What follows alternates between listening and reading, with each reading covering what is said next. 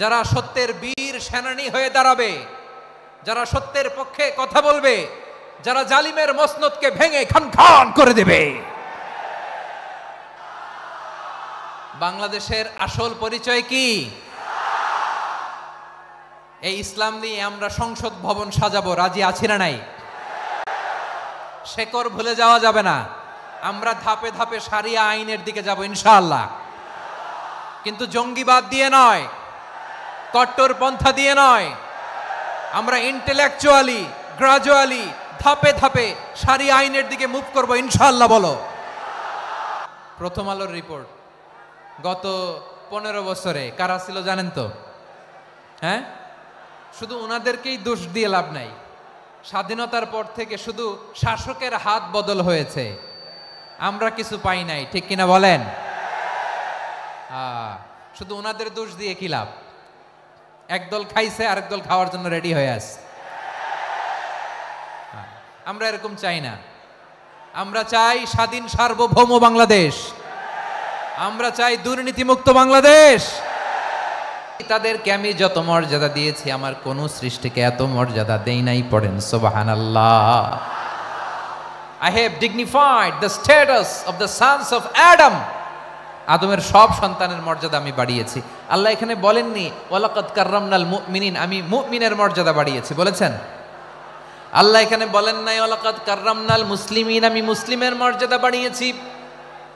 আল্লাহ বলেছেন ওয়ালাকাদ কাররামনা বানি আদম, আমি বনি আদমের সম্মান বাড়িয়েছি। হোক সে মুমিন কিংবা কাফের, মুসলিম কিংবা মুশরিক, আস্তিক কিংবা নাস্তিক, আরব কিংবা অনারব, যেই হোক না কেন, আদম সন্তান সবগুলার মর্যাদা বাড়ায় দিয়েছে কে? সবার মর্যাদা আল্লাহ বাড়িয়েছেন। মানুষ হিসেবে মর্যাদা। বিশ্বনবী সাল্লাল্লাহু আলাইহি ওয়াসাল্লাম ইহুদির লাশ দেখে দাঁড়িয়ে গেলেন। কার লাশ? আমার যশোরের ভাইয়েরা আওয়াজ করে বলুন, কার লাশ?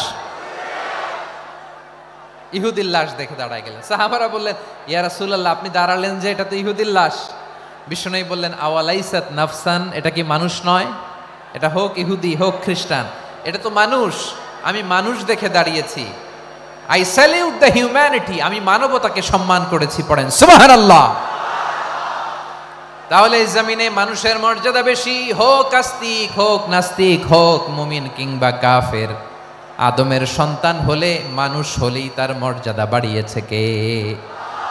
মানুষের মর্যাদা আল্লাহ এত বাড়িয়েছেন, মানুষ জীবিত থাকলেও যেমনি মর্যাদাবান, মরে গেলেও মর্যাদাবান। সুবহানাল্লাহ পড়েন। মানুষ মরে গেলে এই ডেড বডিটা কি হয়? পচে যায়, গলে যায়, মাটির সাথে মিশে যায়। তাই বলে আপনি ডেড বডির সাথে যাচ্ছে তাই করতে পারবেন না। পারবেন? কেউ যদি অন্যায় করে, তাকে যদি আপনি শাস্তির আওতায় আনেন, যা মনে চায় করতে পারবেন না। তারা আগুন দিয়ে পোড়াতে পারবেন না, নাক কাটতে পারবেন না, কান কাটতে পারবেন না, অঙ্গ বিকৃতি করতে পারবেন না। কারণ মানব জাতির মর্যাদা স্বয়ং দিয়েছে কে? ডেড বডি পচে যাবে, গলে যাবে। তারপরে ইসলাম বলে না, খবরদার, এই মরা লাশটারও একটা মর্যাদা আছে না নাই? ইসলাম বলে এই লাশটা গলে যাবে, পচে যাবে, কিন্তু এটার অমর্যাদা করো না। কর্পূর দিয়ে, খেজুর পাতা দিয়ে, এটাকে ওয়ার্ম ওয়াটার দিয়ে, গরম পানি দিয়ে ধৌত করো। সাদা শুভ্র ধবধবে কাপড় দিয়ে লাশটাকে তুমি কাভার করো। তারপরে খাটিয়ার মধ্যে লাশটাকে রেখে বিশাল একটা প্রোগ্রাম করো, একটা ফিউনারাল প্রোগ্রাম করো। ওই প্রোগ্রামের ডানে বায়ে পেছনে লাশটারে রাখলে হবে না, প্রোগ্রামের একেবারে সামনটাতে তুমি লাশটাকে রাখো। সুবহানাল্লাহ। একটা ফিউনারাল প্রোগ্রাম করতে হবে, তাকে শেষ বিদায় জানাতে হবে, যেটাকে আমরা জানাজা বলি। কি বলি? জানাজা মানে মাইয়েতের জন্য দোয়া, তার জন্য দোয়া করা হয়। তাকে একটা সিস্টেমেটিক অর্ডারে কবরে রাখা হয়, সুন্দরভাবে সেটাকে কবরস্থ করা হয়, মাটি দেয়া হয়, পানি দেয়া হয়। তার মানে মরে গেলেও মানুষের সম্মান বাড়ায় দিয়েছে কে? এজন্য আল্লাহ বললেন ওয়ালাকাদ কাররামনা বানি আদম, বনি আদমের সম্মান মর্যাদা আমি আল্লাহ বাড়িয়ে দিয়েছি। মানুষের সম্মানে তুমি কখনো আঘাত করো না, ঠিক কিনা? তাহলে ভাই, প্রথম মেসেজ হচ্ছে, the first and foremost message tonight to the people of Jashore. আল্লাহ বলেন I have dignified the status of son of Adam, আমি বনি আদম সবার মর্যাদা বাড়িয়ে দিয়েছি। হোক আস্তিক নাস্তিক, হোক কাফের কিংবা মুশরিক, তার মর্যাদা বাড়াই দিছে কে? যখন বন্যা হয়, আমরা ত্রাণ নিয়ে যাই, আমরা শুধু মুসলমানদেরকে ত্রাণ দেই নাকি? হ্যাঁ, আমরা মুসলমানকেও দেই, অমুসলমানকেও দেই, হিন্দুকেও দেই, বৌদ্ধকেও দেই। যেখানেই মানবতা বিপন্ন সেখানে ইসলামের হেল্পিং হ্যান্ড আছে না নাই? সুবহানাল্লাহ, কি দিন আমরা পেয়েছি, কি বিধান আমরা পেয়েছি। ওয়ালাকাদ কাররামনা বানি আদম, আমি বনি আদমকে সম্মানিত করেছি। এরপর আল্লাহ বললেন ওয়া হামালনাহুম ফিল বাররি ওয়াল বাহর, মানুষকে স্থলে এবং সমুদ্রে চলাচলের বাহন আমি দিয়েছি। স্থলে কিভাবে চলবে, জলে কিভাবে চলবে, এই বাহনের ব্যবস্থা করেছে কে? এই জেনজি, এই সামড়া, ইরাম করতেছো কিসের জন্য? হ্যাঁ, ইরাম করলে চলবি? হ্যাঁ, বস বস বস বস, আওয়াজ করতেছো কেন? দিবানা, কথা বলতে দিবানা আমাকে?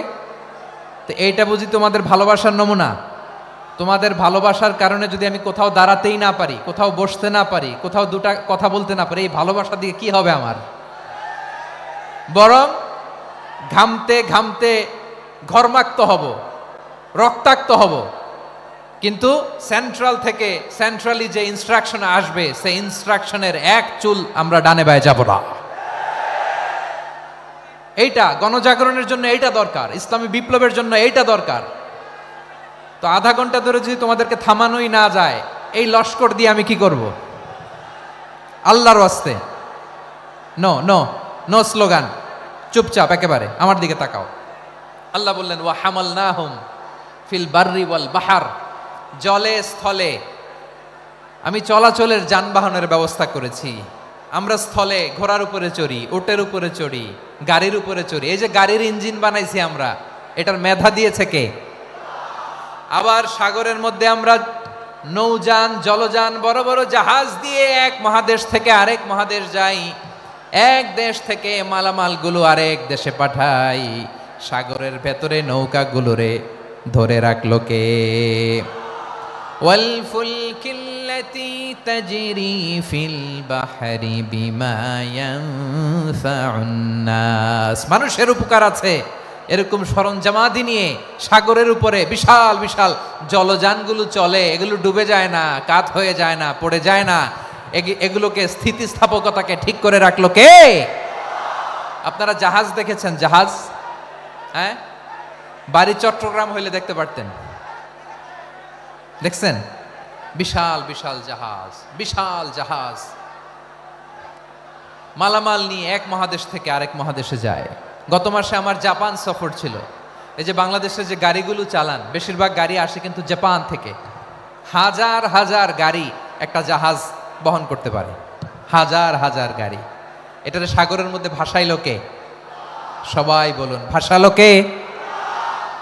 হাজার হাজার গাড়ি নিয়ে জাপানিজ গাড়িগুলো আমাদের চট্টগ্রামের এয়ারপোর্টের বন্দরে ভিড়ে। টাইটানিকেরও 8 গুণ 10 গুণ বড়। সুবহানাল্লাহ কইবেন না? টাইটানিক জাহাজের 8 গুণ 10 গুণ বড় একটা জাহাজ আছে, আইকন অফ দ্য সি, আমি দেখে এসেছি। রয়্যাল ক্যারিবিয়ান দেখে এসেছি। সাগরের সামনে জেটিতে যখন দাঁড়ালাম, জাহাজটা যখন যায়, আমার মনে হচ্ছে একটা শহর, গোটা শহর, the entire city is floating on the water. পুরো একটা শহর মনে হয় পানির উপর দিয়ে ভেসে যাচ্ছে। পড়েন সুবহানাল্লাহ। এই যে আইকন অফ দ্য সি, এই ক্রুজ, এই জাহাজটা, এটার ভেতরে স্টেডিয়াম আছে। কিসের ভিতরে স্টেডিয়াম? কথা বুঝে নাই বোধহয়। স্টেডিয়াম কিসের ভিতর? সুইমিং পুল আছে, শপিং মল আছে, রেস্টুরেন্ট আছে, ক্লাব আছে, 3000 4000 রুম বিশিষ্ট, কক্ষ বিশিষ্ট হোটেল আছে। এই সবগুলোর নিয়ে এগুলো চলে সাগরের এই দোলার মধ্যে, জলোচ্ছ্বাসের মধ্যে। এই সাগরের ভেতরে এই জাহাজগুলোর ভাষায় রাখছে কে? সূরাতুর আর রহমানে আল্লাহ তাআলা বললেন ওয়ালাহুল জাওয়ারিল মুনশাআতু ফিল বাহরি কাল আ'লাম ফাবিআইয়ি আলা, সবাই পড়েন ফাবিআইয়ি আলাই রাব্বিকুমা তুকাযিবান। এই আয়াতের ভেতরে আল্লাহ তাআলা সূরাতু বনী ইসরাঈলের এই চমৎকার আয়াতের ভেতরে আল্লাহ তাআলা বেসিক্যালি মানব জাতির প্রতি তার 4টি স্পেশাল অনুগ্রহের কথা বলেছেন। কয়টি? দুইটা বলে ফেলছি। এক নাম্বার ওয়ালাকাদ কাররামনা বানি আদম, আমি বনি আদমের সম্মান বাড়াইছি। নাকি মুসলমানদের, নাকি মুসল্লিদের? কার সম্মান বাড়িয়েছি? বনি আদমের। তাহলে human dignity, the first part of the verse talks about the human dignity. দুই নাম্বার অংশে আল্লাহ তাআলা বললেন ওয়া হামালনাহুম ফিল বাররি ওয়াল বাহর, স্থলে এবং সমুদ্রে আমি তাদের জন্য চলাচলের বাহন দিয়েছি। সুবহানাল্লাহ। তার মানে smooth movement on land and sea, জলে এবং স্থলে যাতে আমরা স্মুথলি মুভ করতে পারি আল্লাহ তাআলা দিয়েছেন। তিন নম্বরে আল্লাহ তাআলা বললেন ওয়া রাযাকনাহুম মিনাত তাইয়্যিবাত, মানুষের জন্য আমি পবিত্র রিজিকের ব্যবস্থা করেছি। জলে এবং স্থলে যত প্রাণী আছে সবগুলা প্রাণীকে রিজিক দেয় কে? আমাদেরকে রিজিক দেয় কে? সাগরের মাছগুলোকে, বড় বড় তিমি মাছগুলোরে রিজিক দেয় কে? বাতাসের মধ্যে ভেসে বেড়ানো বড় বড় পাখিগুলো, স্ক্যান্ডিনেভিয়ান কান্ট্রি থেকে লক্ষ লক্ষ কোটি কোটি পাখিগুলো যে এক দেশ থেকে আরেক দেশে ট্রান্সফার হয়, এগুলোর রিজিক দেয় কে? রব্বুল আলামিন বলেন ওয়ামা মিন দাব্বাতিন ফিল আরদি ইল্লা আলাল্লাহি রিজকুহা ওয়া ইয়ালামু মুস্তাকাররাহা ওয়া মুস্তাওদাআহা কুল্লুম ফি কিতাবিম মুবিন। আল্লাহু আকবার। রব্বুল আলামিন বলেন ভূপৃষ্ঠে বিচরণশীল যত প্রাণী আছে সব প্রাণীগুলোকে আমি আল্লাহ আমার নিজের কুদরতে রিজিকের বন্দোবস্ত করি। এই প্রাণীগুলো কোথায় থাকে, কোথায় যায়, সব জায়গায় আমি রিজিক পৌঁছে দেই। রিজিক কেউ দিতে পারে না, রিজিকের মালিক কে? রিজিকের মালিক তিনি আল্লাহ। এজন্য আল্লাহ তাআলা বললেন ওয়া রাযাকনাহুম মিনাত তাইয়্যিবাত। এরপর আল্লাহ বললেন ওয়া ফাদ্দালনাহুম আলা কাসীরিম মিম্মান খালাকনা তাফদীলা। আমি যত প্রাণী সৃষ্টি করেছি সকল প্রাণীর মধ্যে মানুষের মর্যাদা শ্রেষ্ঠত্ব আমি দিয়েছি। সুবহানাল্লাহ পড়েন। তাহলে এক নম্বরে আল্লাহ বললেন আমি বনি আদমের মর্যাদা বাড়ালাম। এরপরে বললেন স্থলে এবং সমুদ্রে চলাচলের জন্য যানবাহন দিলাম। তিন নম্বরে আল্লাহ বললেন পবিত্র রিজিকের ব্যবস্থা করে দিলাম। এরপরে আল্লাহ বললেন যত প্রাণী আছে, সৃষ্টি আছে, সবগুলার উপরে আমি মানুষকে শ্রেষ্ঠত্ব দিলাম। সুবহানাল্লাহ। তাহলে সবচেয়ে বেশি শ্রেষ্ঠত্ব মানুষের। কার? মানুষের। শুধু তাই নয় প্রিয় ভাইরা, আকাশ এবং জমিনে যা কিছু আছে সবকিছু মানুষের জন্য, মানুষের কল্যাণে, মানুষের প্রয়োজনে, মানুষের বশীভূত করে সৃষ্টি করেছেন কে? রব্বুল আলামিন বলেন হুয়াল্লাযী খালাকা লাকুম মা ফিল আরদি জামিআ। এই জমিনের মধ্যে যা কিছু আমি আল্লাহ সৃষ্টি করেছি সব কিছু আমি মানুষের জন্য সৃষ্টি করেছি। পড়েন সুবহানাল্লাহ। হুয়াল্লাযী খালাকা লাকুম মা ফিল আরদি জামিআ, যা আছে সব আমাদের জন্য, সব আমাদেরকে সার্ভিস দেওয়ার জন্য, আমাদের উপকারের জন্য, আমাদের কল্যাণের জন্য। আওয়াজ করে সবাই পড়ুন আল্লাহু আকবার। অন্য আয়াতে আল্লাহ বললেন ওয়াসাখখারা লাকুম মা ফিস সামাওয়াতি ওয়া মা ফিল আরদি জামিআম মিন ইন্না ফি যালিকা লাআয়াতিন লিকাউমিন ইয়াতাফাক্কারুন। প্রথম আয়াতে আল্লাহ বললেন জমিনে যা আছে সব তোমাদের কল্যাণে আমি সৃষ্টি করলাম। এরপরে আল্লাহ বললেন আকাশেও যা আছে সব তোমাদের জন্য সৃষ্টি করলাম, তোমাদের অনুগত বানায় দিলাম। পড়েন সুবহানাল্লাহ। মানুষের কি ব্রেইন দেখেন, মানুষ জমিন ছেড়ে আকাশে চলে যায়। পাখি দেখে মানুষের শখ হলো পাখি যেহেতু উঠতে পারে আমরাও পারবো। অরবিল রাইট, উইলবার রাইট, দুই ভাই মিলে আঁকাঝোঁকা করতে করতে করতে করতে প্লেন বানায় ফেললো। কোন সুবহানাল্লাহ। এখন পাখিও ওরে, আমরাও ওরি। এরপরেই মানুষের কৌতূহল থামে না এখানে। মানুষ চলে গিয়েছে চাঁদে। কোথায় গেছে? এখন কিন্তু চাঁদে জমি বিক্রি হয় জানেন। পৃথিবী নিয়ে মারামারি শেষ, রাশিয়া আমেরিকা এখন ধরছে চাঁদ আর মঙ্গল গ্রহ। এখন চাঁদে জমি বিক্রি হয়, মঙ্গলে জমি বিক্রি হয়। এই চাঁদ মঙ্গল, বৃহস্পতি, শনি সব আল্লাহ তাআলা আমাদের জন্য বানিয়েছেন। সুবহানাল্লাহ পড়েন। মানুষ সাগরের উপরে চড়ে, শূন্যে ভেসে বেড়ায়, পাহাড় কেটে সুড়ঙ্গ বানায়, টানেল বানায়। মানুষ বট ব্যান্ডের লাইন নিয়ে যায় সাগরের ভেতর দিয়ে, এক দেশ থেকে আরেক দেশে, এক মহাদেশ থেকে আরেক মহাদেশে। সুবহানাল্লাহ পড়েন। তার মানে গোটা বিশ্বের সব কিছুর উপরে control, superiority over all creatures, সব কিছুর উপর কন্ট্রোল, মনিটরিং, নিয়ন্ত্রণ, এটা প্রতিষ্ঠা করে দিয়েছে কে? এজন্যই মানুষের শ্রেষ্ঠত্ব। ওয়ালাকাদ কাররামনা বানি আদম, আমি বনি আদমের সম্মান বাড়িয়েছি, মর্যাদা আমি বাড়িয়ে দিয়েছি এই কারণে, কারণ মানুষ সব কিছুর উপর নিয়ন্ত্রণ নিতে পারে। মানুষকে নিয়ে এই কোরআনের সব আলোচনা, মানুষকে নিয়ে এই কোরআনের সব। তাই কোরআনের কেন্দ্রীয় আলোচ্য বিষয় হচ্ছে মানুষ। কোরআনের কেন্দ্রীয় আলোচ্য বিষয় কি? যশোরের ভাইয়েরা বুঝে থাকলে সবাই বলবেন, কোরআনের কেন্দ্রীয় আলোচ্য বিষয় কি? এই যে আমি মূল আলোচনায় যাচ্ছি এখন। কেন মানুষ কোরআনের কেন্দ্রীয় আলোচ্য বিষয়? এই যে ভাইয়েরা, এই যে হাত জোর করে, এই যে Jessore Gen Z, the smart people of Jessore, হাত জোর করে বলতেছে, হাত জোর করে তোদের কাছে আল্লাহর দোহাই লাগে, স্টপ স্টপ। শুরুতে একবার বলেছে, জায়গা না হলে আস্তে আস্তে ধাক্কা দিবা, সামনে না পিছনে দিয়ে দিয়ে বেরোয় চলে যাও। এলইডিতে দেখো, এই যে আল্লাহর ওয়াস্তে জায়গা না হলে ওদিকে যাও। কোরআনের মাহফিলে বিশৃঙ্খলা, এটা কাফিরদের আলামত। কাফিররা শীষ দিত, শীষ। বিশ্বনবী কোরআনের তাফসির করলে কাফিররা শীষ দিত আর ক্ল্যাপিং করত, হুইসেল এন্ড ক্ল্যাপিং। তো আমরা কি এখানে বিশৃঙ্খলা করতে আসছি? তো বারবার থামানো লাগে কেন? কোনো আওয়াজ হবে না, বললাম তো, স্টপ। আওয়াজ করে বলুন, কোরআনের কেন্দ্রীয় আলোচ্য বিষয় কি? সবাই বলেননি। এতগুলো মানুষ উত্তর দিলে এতটুকু আওয়াজ হয়, অন্তত আমি বিশ্বাস করি না। যশোর, আওয়াজ করে বলো, কোরআনের কেন্দ্রীয় আলোচ্য বিষয় কি? মানুষ। এই মানুষ কোরআনের কেন্দ্রীয় আলোচ্য বিষয়। মানুষকে আল্লাহ স্বাধীনতা দিয়েছেন। ফামান শাআ ফালইউমিন ওয়া মান শাআ ফালইয়াকফুর।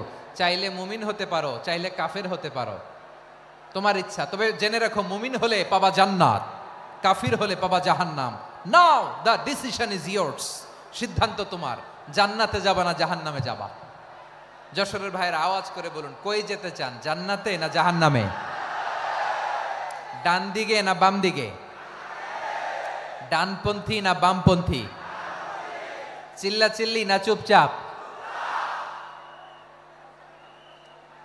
চুপচাপ কয়ে আবার চিল্লাচিল্লি শুরু করে দিচ্ছে। মাশাআল্লাহ। তাহলে কোরআনের কেন্দ্রীয় আলোচ্য বিষয় মানুষ। আমার সাথে থাকতে হবে, তোমাদেরকে নিয়ে আমি আলোচনা শেষ পর্যন্ত যাব। অনেক গুরুত্বপূর্ণ কথা বাকি আছে, আমাকে সহযোগিতা করতে হবে।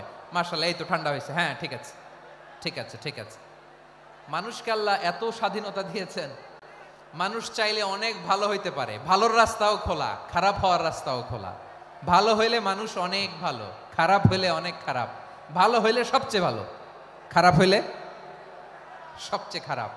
এজন্য সিদ্ধান্ত আপনাকেই নিতে হবে। আল্লাহ তাআলা বলছেন, লাকাদ খালাকনাল ইনসানা ফি আহসানি তাকওয়িম সুম্মা রাদাদনাহু আসফালা সাফিলিন। আমি মানুষকে অনেক সুন্দর অবয়বে, সুন্দর আকৃতিতে সৃষ্টি করেছি। তার শুধু চেহারার ডিজাইনটাই সুন্দর নয়, তার ব্রেনটা বড্ড সুন্দর, তার মানসিকতা বড্ড সুন্দর, তার সৃজনশীলতা বড্ড সুন্দর। পড়েন সুবহানাল্লাহ। আমাদের চেহারা, অবয়ব, ডিজাইন যে সুন্দর তা না, আমাদের ব্রেনটা অনেক সফিস্টিকেটেড ব্রেন, অনেক সফিস্টিকেটেড। এই 1.5 কেজি ব্রেন ইউজ করে মানুষ গোটা বিশ্বে সভ্যতা বিনির্মাণ করেছে, ঠিক কিনা? এই ব্রেন আল্লাহ তাআলা আমাকে দিয়েছে। এটারে কাজে লাগালে, আপনার 6 সেন্স কাজে লাগালে আপনি অনন্য মানুষ হয়ে উঠবেন, মহামানবে রূপান্তরিত হবেন। মানুষ হতে পারে, চাইলেই মহামানব হতে পারে। আবার যদি মানুষ চায় খারাপও হতে পারে। আল্লাহ বললেন শুধু ভালোই না, ভালো হতে চাইলে অনেক ভালো তুমি হতে পারো, আবার খারাপ হতে চাইলে অনেক খারাপ তুমি হতে পারো। সুম্মা রাদাদনাহু আসফালা সাফিলিন।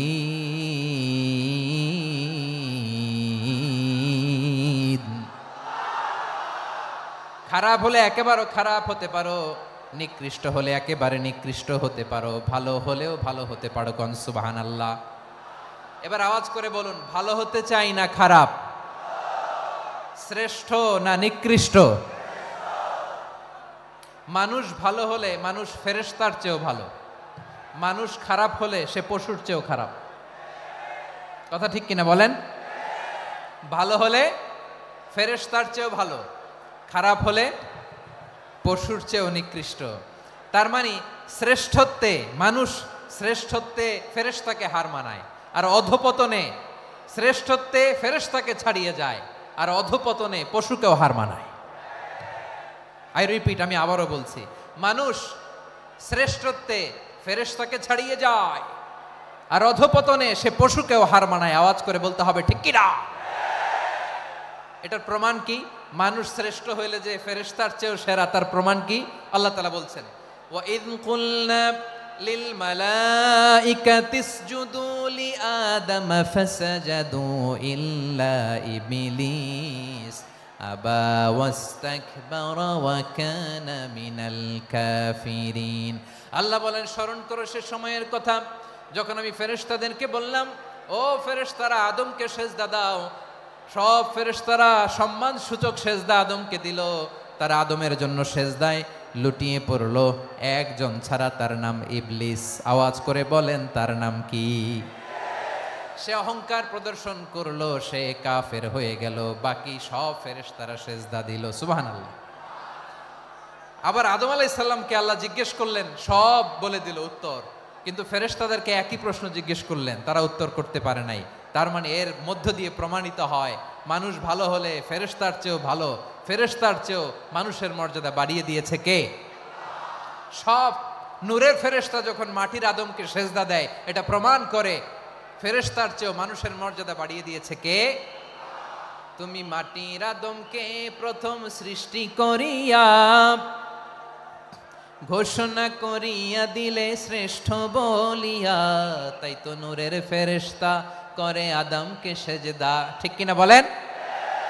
তাই তো নূরের ফেরেশতা করে আদমকে সেজদা, সবার চেয়ে সম্মান দিলে মাটির আদমকে।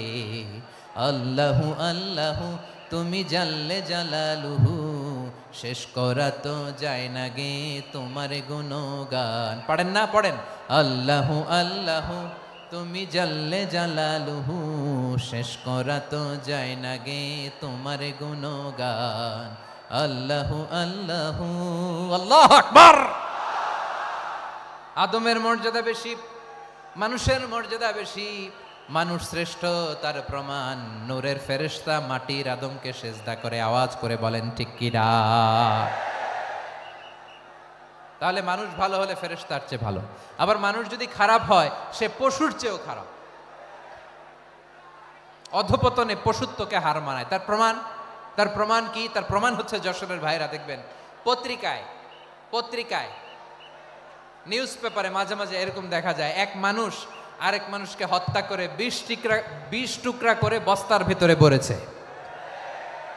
আপনারা এই নিউজ পড়েন নাই না? দেখেন নাই? দেখছেন?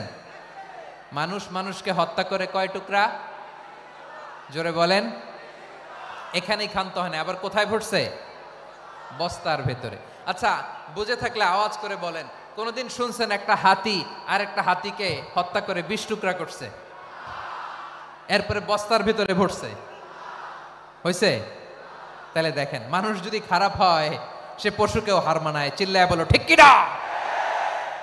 এমনও দুশ্চরিত্র মানুষ আছে যার নজর থেকে 6 মাসের ছোট্ট মেয়ে থেকে শুরু করে 80 বছরের বৃদ্ধারাও নিরাপদ নয়, পশুকেও হার মানায়। মানুষ মানুষের ঘর জ্বালিয়ে পুড়ে মেসাকার করে দেয়, জনপদের পর জনপদ জ্বালায় দেয়, এরকম আছে না নাই? বোমা মেরে শহরগুলো উড়িয়ে দেয়। এই যে ইসরায়েল গাজার মধ্যে যে অ্যাটাক করেছে, এরা মসজিদ মানে নাই, মসজিদে বম ফেলেছে। এরা খ্রিস্টানদের চার্চ গির্জা মানে নাই, গির্জায় বম ফেলেছে। পৃথিবীর ইতিহাসে never happened in the history of the world that someone bombed on a hospital, on a ICU center. এমন হাসপাতাল যেখানে আইসিইউর রোগীরা আছে, ওই হাসপাতালের উপরও ইসরায়েলি সৈনিকেরা বোমা মেরেছে। জোরে বলেন ঠিক কিনা?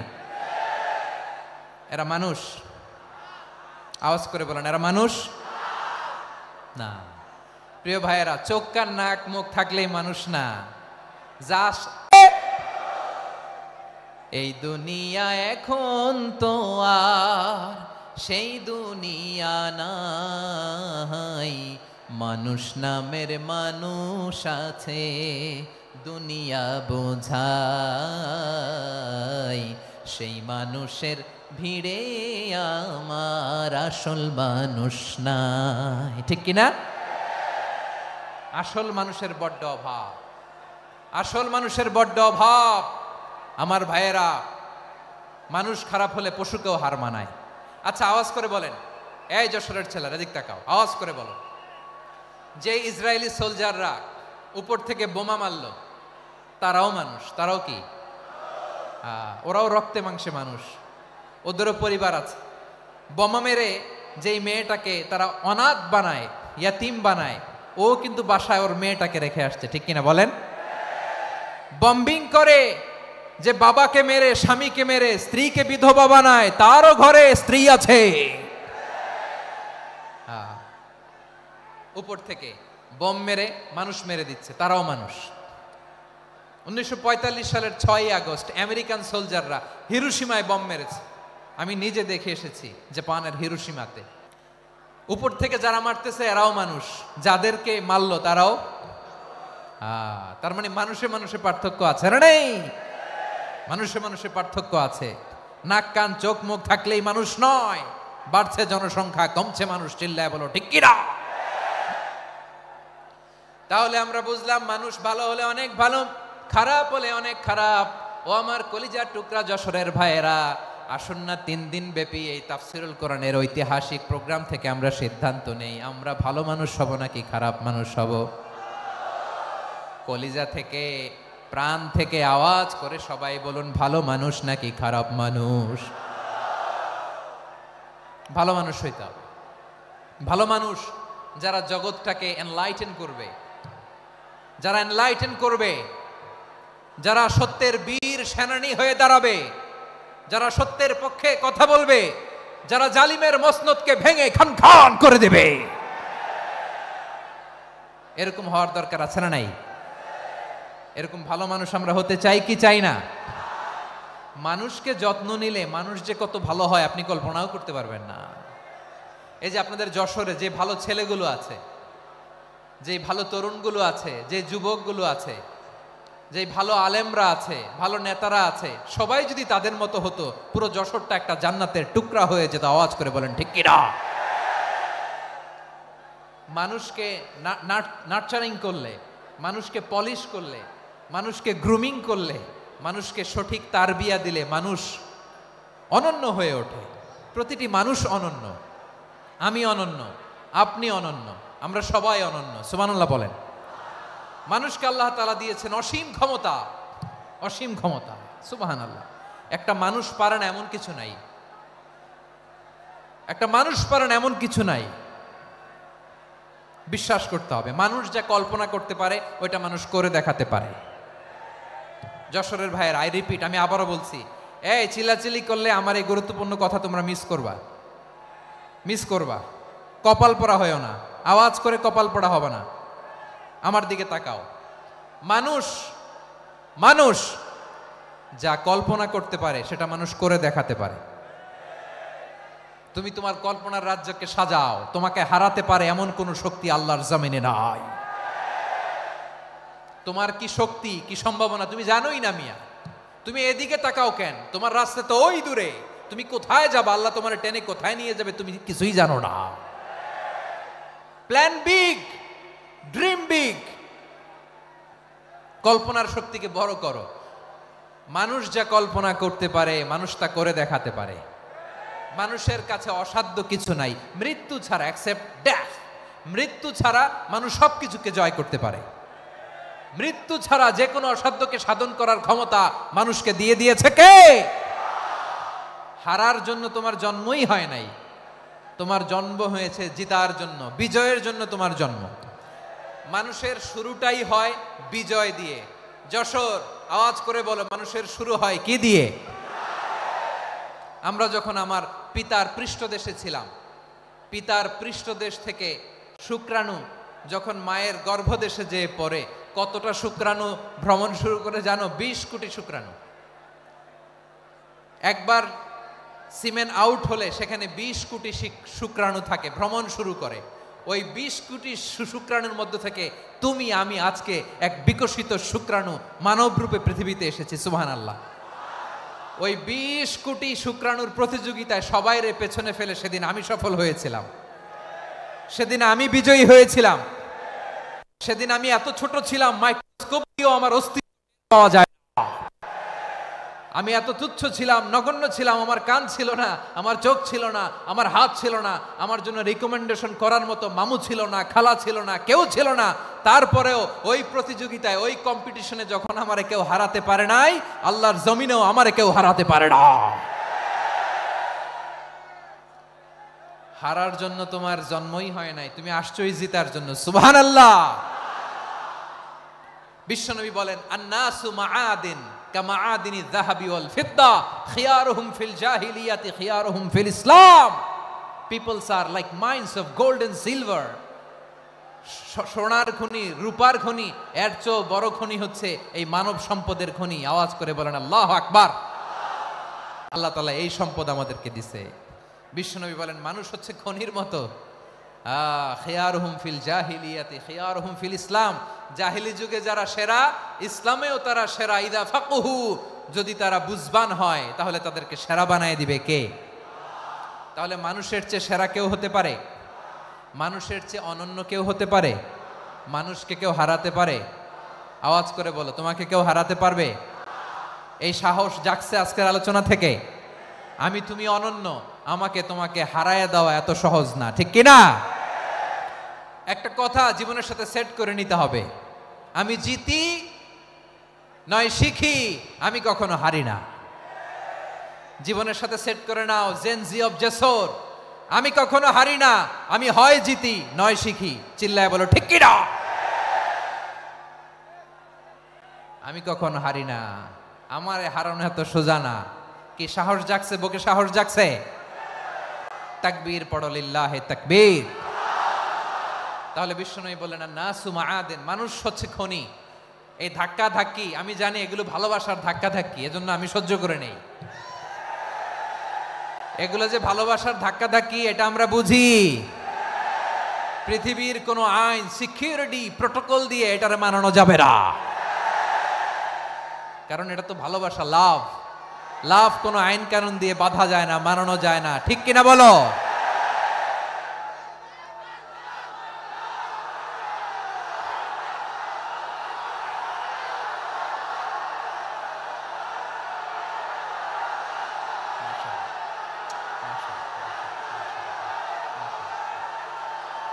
ঠিক আছে, বসুন বসুন বসুন। আল নাসু মাআদিন, মানুষ হচ্ছে খনি। এই খনির যত্ন নিতে হবে। আমার মা বাবা যারা এসেছেন, আপনার ছেলে মেয়ের যত্ন নেন। আপনার ছেলের মধ্যে যে কি পটেনশিয়াল আপনি জানেন না। আপনার এই ছোট্ট অবুজ ছেলেটাই আগামী দিনের শায়েখ আহমদুল্লাহ হবে। আপনার হেফজখানায় পড়া ওই ছোট্ট ছেলেটাই আগামী দিনের আল্লামা মামুনুল হক হবে। আপনার ওই ছেলেটা আমির হামজা হবে, আব্দুল হাই সাইফুল্লাহ হবে। এভাবে বড় বড় আলেম হবে, তারা যুগশ্রেষ্ঠ আলেম হবে। সেই একদিন এই বাংলাদেশের পার্লামেন্টে যে বক্তব্য দিয়ে যশোরের পক্ষে কথা বলবে। আপনি জানেন না, কাউকে ছোট করবেন না আপনি। ওর কনফিডেন্স আপনি কমাবেন না, আপনি কমাতে পারেন না। প্যান্ডেলে আমার যে মা বোনেরা আছেন, ছেলে মেয়েদেরকে কখনো ছোট করে কথা বলবেন না। ও যে কোথায় যাবে আপনি জানেন না। আপনি মা হয়ে তাকে সাহস দিবেন, তার কল্পনার জগৎটাকে সাজাতে তাকে উৎসাহিত করবেন, ঠিক কিনা বলেন? আর আমার প্যান্ডেলের আমার প্রিয় শ্রদ্ধাশীলা মায়েরা বোনেরা, আপনারা তো আরো দামি সম্পদ। বিশ্বনবী বলেন, আর দুনিয়া কুল্লুহা মাতা। আল্লাহ আল্লাহ আল্লাহ। বিশ্বনবীর কথার ওজন দেখেন, আর দুনিয়া কুল্লুহা মাতা ওয়া খায়রু মাতা'আদ দুনিয়াল মারআতুস সালিহা। বিশ্বনবী বলেন, দুনিয়ায় যা দেখো সব আল্লাহর দেওয়া অ্যাসেট, মানে সম্পদ। আর এত অ্যাসেটের ভিড়ে সবচাইতে শ্রেষ্ঠ সম্পদ হচ্ছে নেককার নারী। সুবহানাল্লাহ। ভাইয়েরা বোনের সাথে খারাপ আচরণ করো না, সন্তান মায়ের সাথে খারাপ আচরণ করো না। আমাদের মায়েরা আমাদের asset, they are our priceless asset. কারণ এই মায়েদের পেটে এসেছে আল্লাহর ওলিরা, এই মায়েদের পেটে এসেছে খান জাহান আলী, এই মায়ের পেটে এসেছে শাহজালাল ইয়ামানি, এই মায়ের পেটে এসেছে আল্লাহর সব নবীরা। নাকি নবীরা আকাশ থেকে ধপ করে জমিনে নেমে আসছে? মায়ের পেটে আসছে। এই মায়ের পেটগুলো খনি। আমার সম্মানিতা মায়েরা বোনেরা, নিজেকে ইসলাম দিয়ে সাজান, নিজেকে ইসলাম দিয়ে সাজান, নিজেকে পবিত্র রাখুন, নিজের আব্রু ইমান ইজ্জতের হেফাজত করুন, কোরআন পড়ুন, সুন্নাহ পড়ুন। আপনি জানেন না আপনার গর্ভে কে আসছে, কোন ক্ষণজন্মা পুরুষকে আল্লাহ তাআলা আপনার গর্ভে পাঠাবে আপনি জানেন না। মায়েরা নিজেদেরকে পবিত্র রাখুন, ইসলাম চর্চা করুন, কোরআন চর্চা করুন, নৈতিকতা দিয়ে নিজেকে সাজান। যশোরের জেনজি, নিজেদেরকে প্রস্তুত রাখো আগামীর বাংলাদেশের জন্য। নৈতিকতা, মোরালিটি, ভ্যালিউজ দিয়ে নিজেকে সাজাও, ইসলাম দিয়ে নিজেকে সাজাও। কারণ আগামীর বাংলাদেশ ইসলামের বাংলাদেশ। বাংলাদেশের আসল পরিচয় ইসলাম। বাংলাদেশের আসল পরিচয় কি? সবাই বলে না। বাংলাদেশের আসল পরিচয় কি? এই ইসলাম দিয়ে আমরা সংসদ ভবন সাজাবো, রাজি আছি না নাই? শেকড় ভুলে যাওয়া যাবে না। আমরা ধাপে ধাপে শারিয়া আইনের দিকে যাব ইনশাআল্লাহ, কিন্তু জঙ্গিবাদ দিয়ে নয়, কট্টরপন্থা দিয়ে নয়। আমরা ইন্টেলেকচুয়ালি, গ্রাজুয়ালি, ধাপে ধাপে শারিয়া আইনের দিকে মুভ করব ইনশাআল্লাহ। বলো লিল্লাহি তাকবীর। এদেশের আসল পরিচয় সবাই বলে না, আওয়াজ করে, এদেশের আসল পরিচয়। এদেশে আজান শুনে সূর্য ওঠে শহর গ্রামে, এদেশে আজান শুনে সূর্য ডুবে সন্ধ্যা নামে, এদেশে সকল কাজে সবাই বলে বিসমিল্লাহ, এদেশে ভালো কিছু দেখে শুনে হাসি মুখে সবাই বলে মাশা আল্লাহ। সুবহানাল্লাহ, সুবহানাল্লাহ, সুবহানাল্লাহ, সুবহানাল্লাহ, সুবহানাল্লাহ, সুবহানাল্লাহ, সুবহানাল্লাহ, সুবহানাল্লাহ। ও নবীন তরুণ, তোমার কিসের এত ভয়? জেনে রেখো বাংলাদেশের আসল পরিচয়। বাংলাদেশের আসল পরিচয় ইসলাম। আওয়াজ তুলে বলো, আসল পরিচয় কি? এদেশে পরস্পরে দেখা হলে দেয় সালাম, এদেশে আমজনতার হৃদয় জুড়ে পাক্কালাম। ঠিক কি না? এদেশে বিপদ এলে সর্বজনে সর্বক্ষণে দোয়া পড়ে ইন্না লিল্লাহ, সুবহানাল্লাহ, সুবহানাল্লাহ, সুবহানাল্লাহ, সুবহানাল্লাহ। এদেশে আজান শুনে সূর্য ওঠে শহর গ্রামে, এদেশে আজান শুনে সূর্য ডুবে সন্ধ্যা নামে, এদেশে সকল কাজে সবাই বলে বিসমিল্লাহ, এদেশে ভালো কিছু দেখে শুনে হাসি মুখে সবাই বলে মাশা আল্লাহ।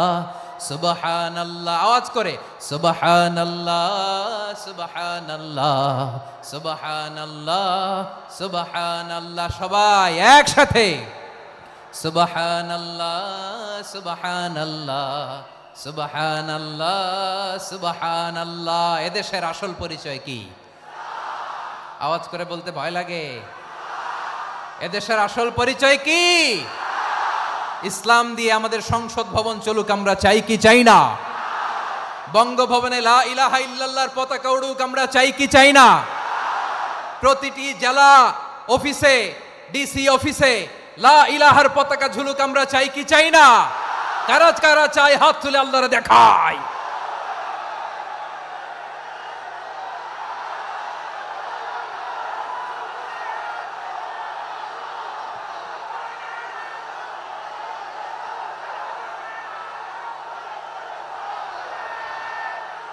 মাশাআল্লাহ, মাশাআল্লাহ। মাশাআল্লাহ, মাশাআল্লাহ। যশোর, আওয়াজ করে বলো, ভালো মানুষ না খারাপ মানুষ? বুঝে বলছো তো? মানুষ ভালো হলে যে কত ভালো। এই মানুষকে যত্ন নিলে, মানুষকে মানুষ বানালে যে সে কি হতে পারে শুনবা? হ্যাঁ, নাকি মোনাজাত দিয়ে দিব? শুনবা? তাহলে থামতে হবে। থামো, আমি যখন বলবো থামো থামো, তাকবীরের সময় দিলে তাকবীর, থামো থামো। মানুষকে যত্ন নিলে, এই এদিকে এদিকে, ড্রোন নামায় ফেলো। হয়েছে, ড্রোনের ফুটেজ হয়ে গেছে, এবার ড্রোন নামায় ফেলো। আমার দিকে তাকাও। মানুষকে, তোমরা এদিক সেদিক তাকালে তো গুরুত্বপূর্ণ পয়েন্ট মিস হয়ে যাবে। এদিকে এদিকে, হ্যাঁ মাসা, ঠিক আছে, এদিকে। মানুষকে যত্ন নিলে মানুষের মধ্যে যারা কি পটেনশিয়াল রেখেছে, আমি জাপানের দুইটা উদাহরণ দেই। জাপানের, এই এই এভাবে এভাবে হবে, হয় বসো নয় পেছনে, কথা নাই, কথা তো বলাই যাবে না, হারাম কথা বলা আজকে, একেবারে চুপ। আজকের জন্য হারাম করে দিছে আমি, এই কিছু সময়ের জন্য একেবারে নিষিদ্ধ। জাপানের দুইটা উদাহরণ দেই, খেয়াল করে একটু শুনেন, বুঝবেন। আল্লাহ, 2022 সালে জাপানের সাথে জার্মানির খেলা, ফিফা ওয়ার্ল্ড কাপ 2022। এক পক্ষে জাপান, আরেক পক্ষে কোন দেশ? কথা শোনে নাই। এক পক্ষে কোন দেশ? আরেক পক্ষে? সবাই এক পক্ষে, আরেক পক্ষে। ওই খেলায় জিতেছিল জাপান, জিতেছিল 22 সালের এই ফিফা ওয়ার্ল্ড কাপে। জাপান ফুটবল খেলায় জিতে, as a part of their celebration, তারা খেলার পরে পুরো স্টেডিয়ামটারে ক্লিন করে। The fan base of Japan, লক্ষ লক্ষ মানুষ খেলা দেখতে যায়, তো এত ডাস্টবিনও তো নাই, তো যারা ডাস্টবিনে জায়গা পায় নাই, তারা এই যে চকলেটের প্যাকেট, পানির বোতল, চিপসের প্যাকেট তারা এদিকে সেদিকে রেখে দিয়েছে। জাপানের ভক্তরা, জাপানের ফলোয়াররা, as a part of their celebration, তারা খেলার পরে পুরো স্টেডিয়ামের সব ময়লা আবর্জনা ক্লিন করে তারপরে বিদায় নিয়েছে। তাদেরকে কি ক্লিন করার দায়িত্ব দেয়া হয়েছিল? এই যশোর, জাপানের যে ছেলেরা খেলা দেখতে গেছিল, ওদেরকে কি ক্লিন করার দায়িত্ব দিছিল? তারা কি স্টেডিয়ামের পরিচ্ছন্নতা কর্মী? তাদের আকল, তাদের সিক্স সেন্স তাদেরকে বলেছে। ছোটবেলা থেকে জাপান গভর্নমেন্ট ওদেরকে এত পরিচ্ছন্নতা শেখায়, ক্লিনলিনেস অ্যাওয়ারনেস ক্যাম্পেইন করায়।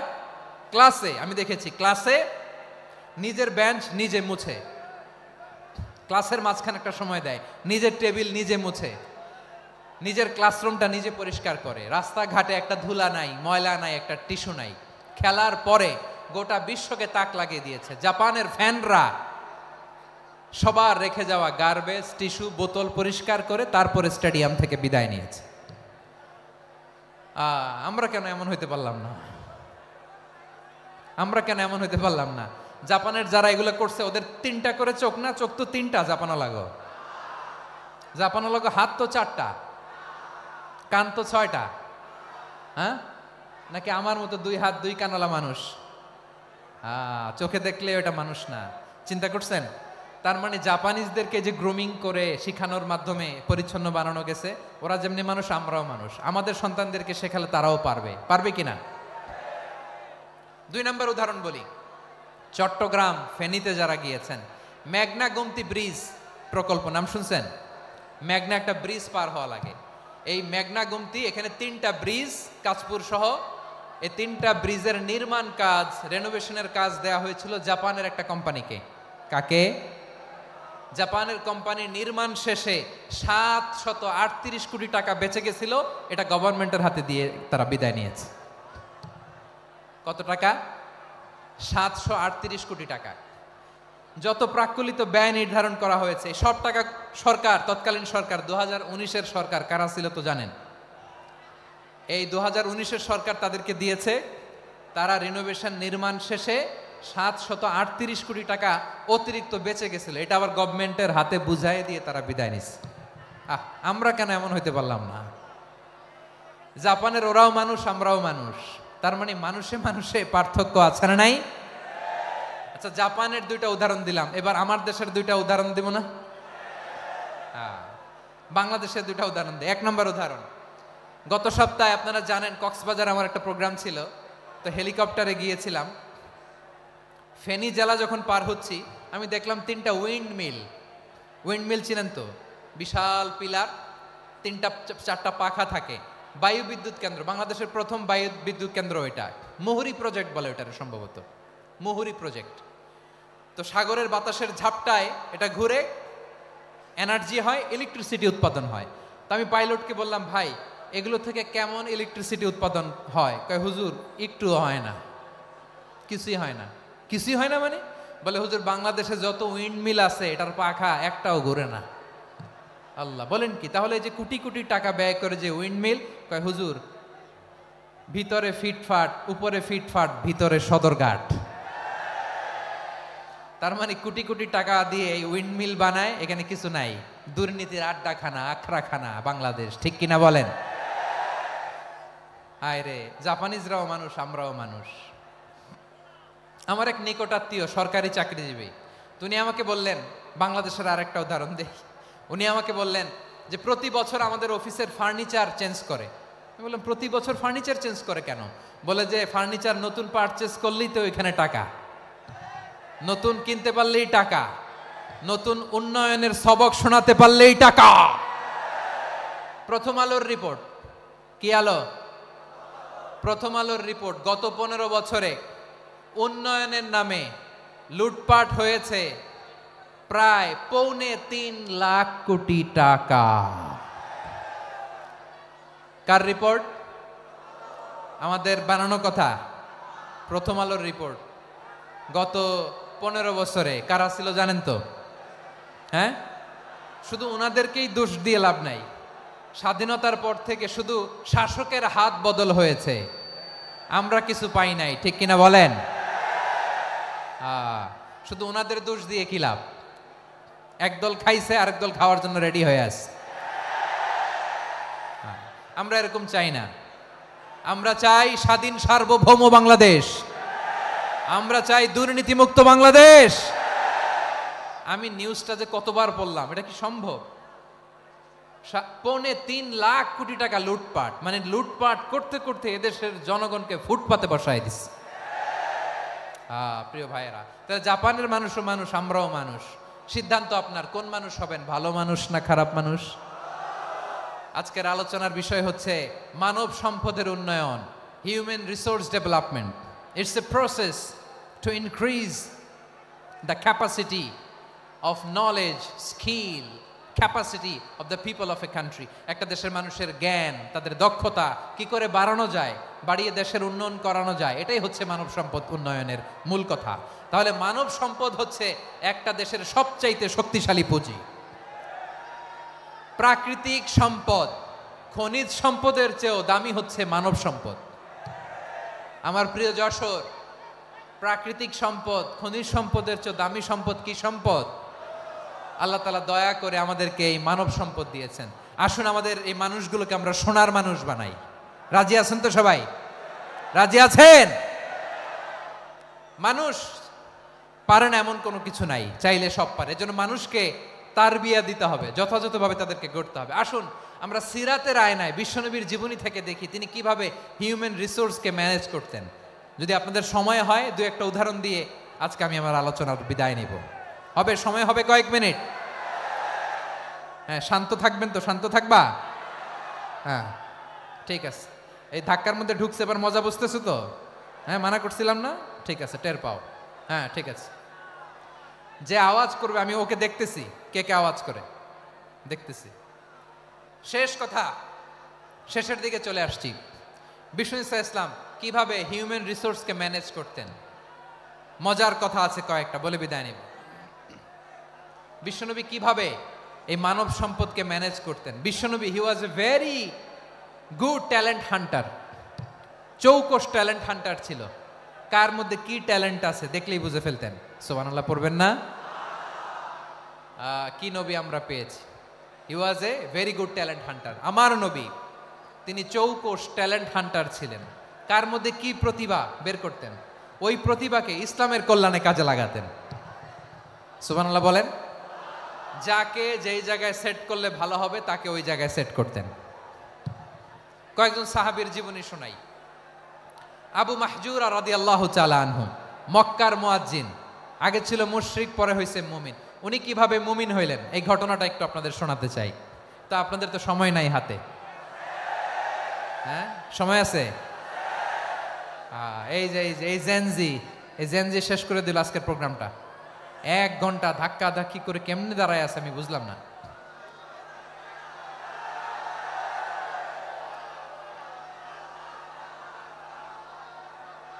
না না, তাকবির না, চুপ করতে হবে।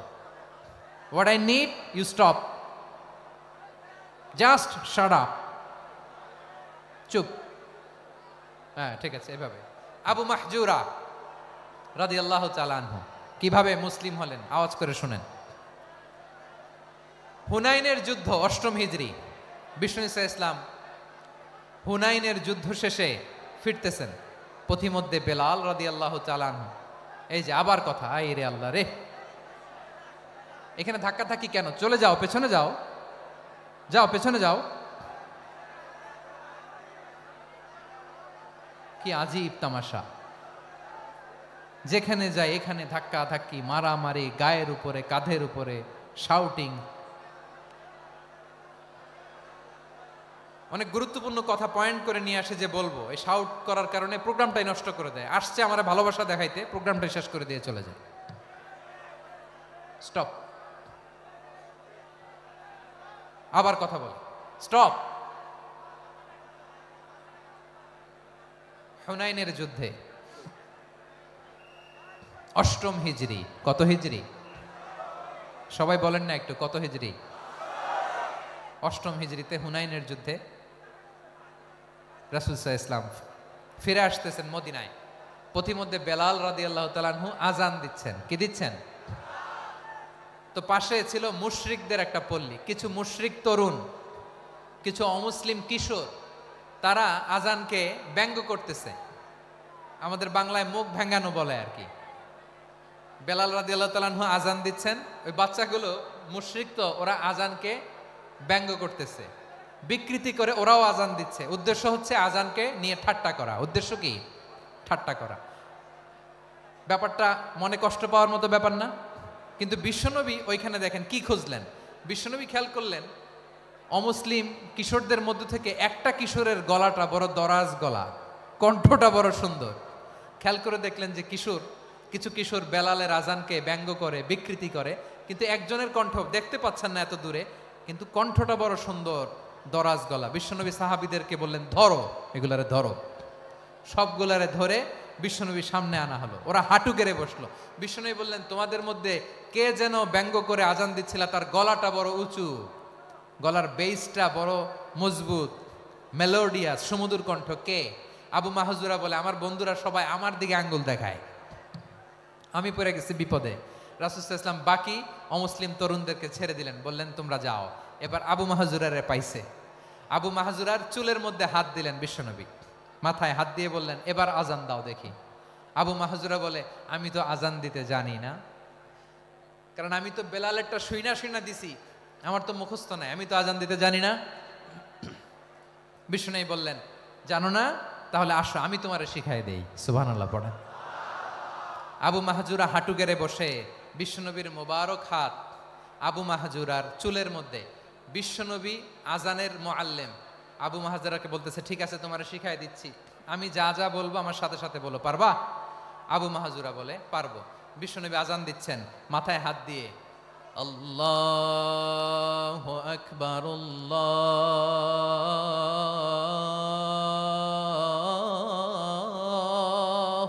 আকবার। আবু মাহজুরা এই বাক্যটা পড়লেন। বিশ্বনবী দ্বিতীয় বাক্য পড়তে আরম্ভ করলেন, আল্লাহু আকবার,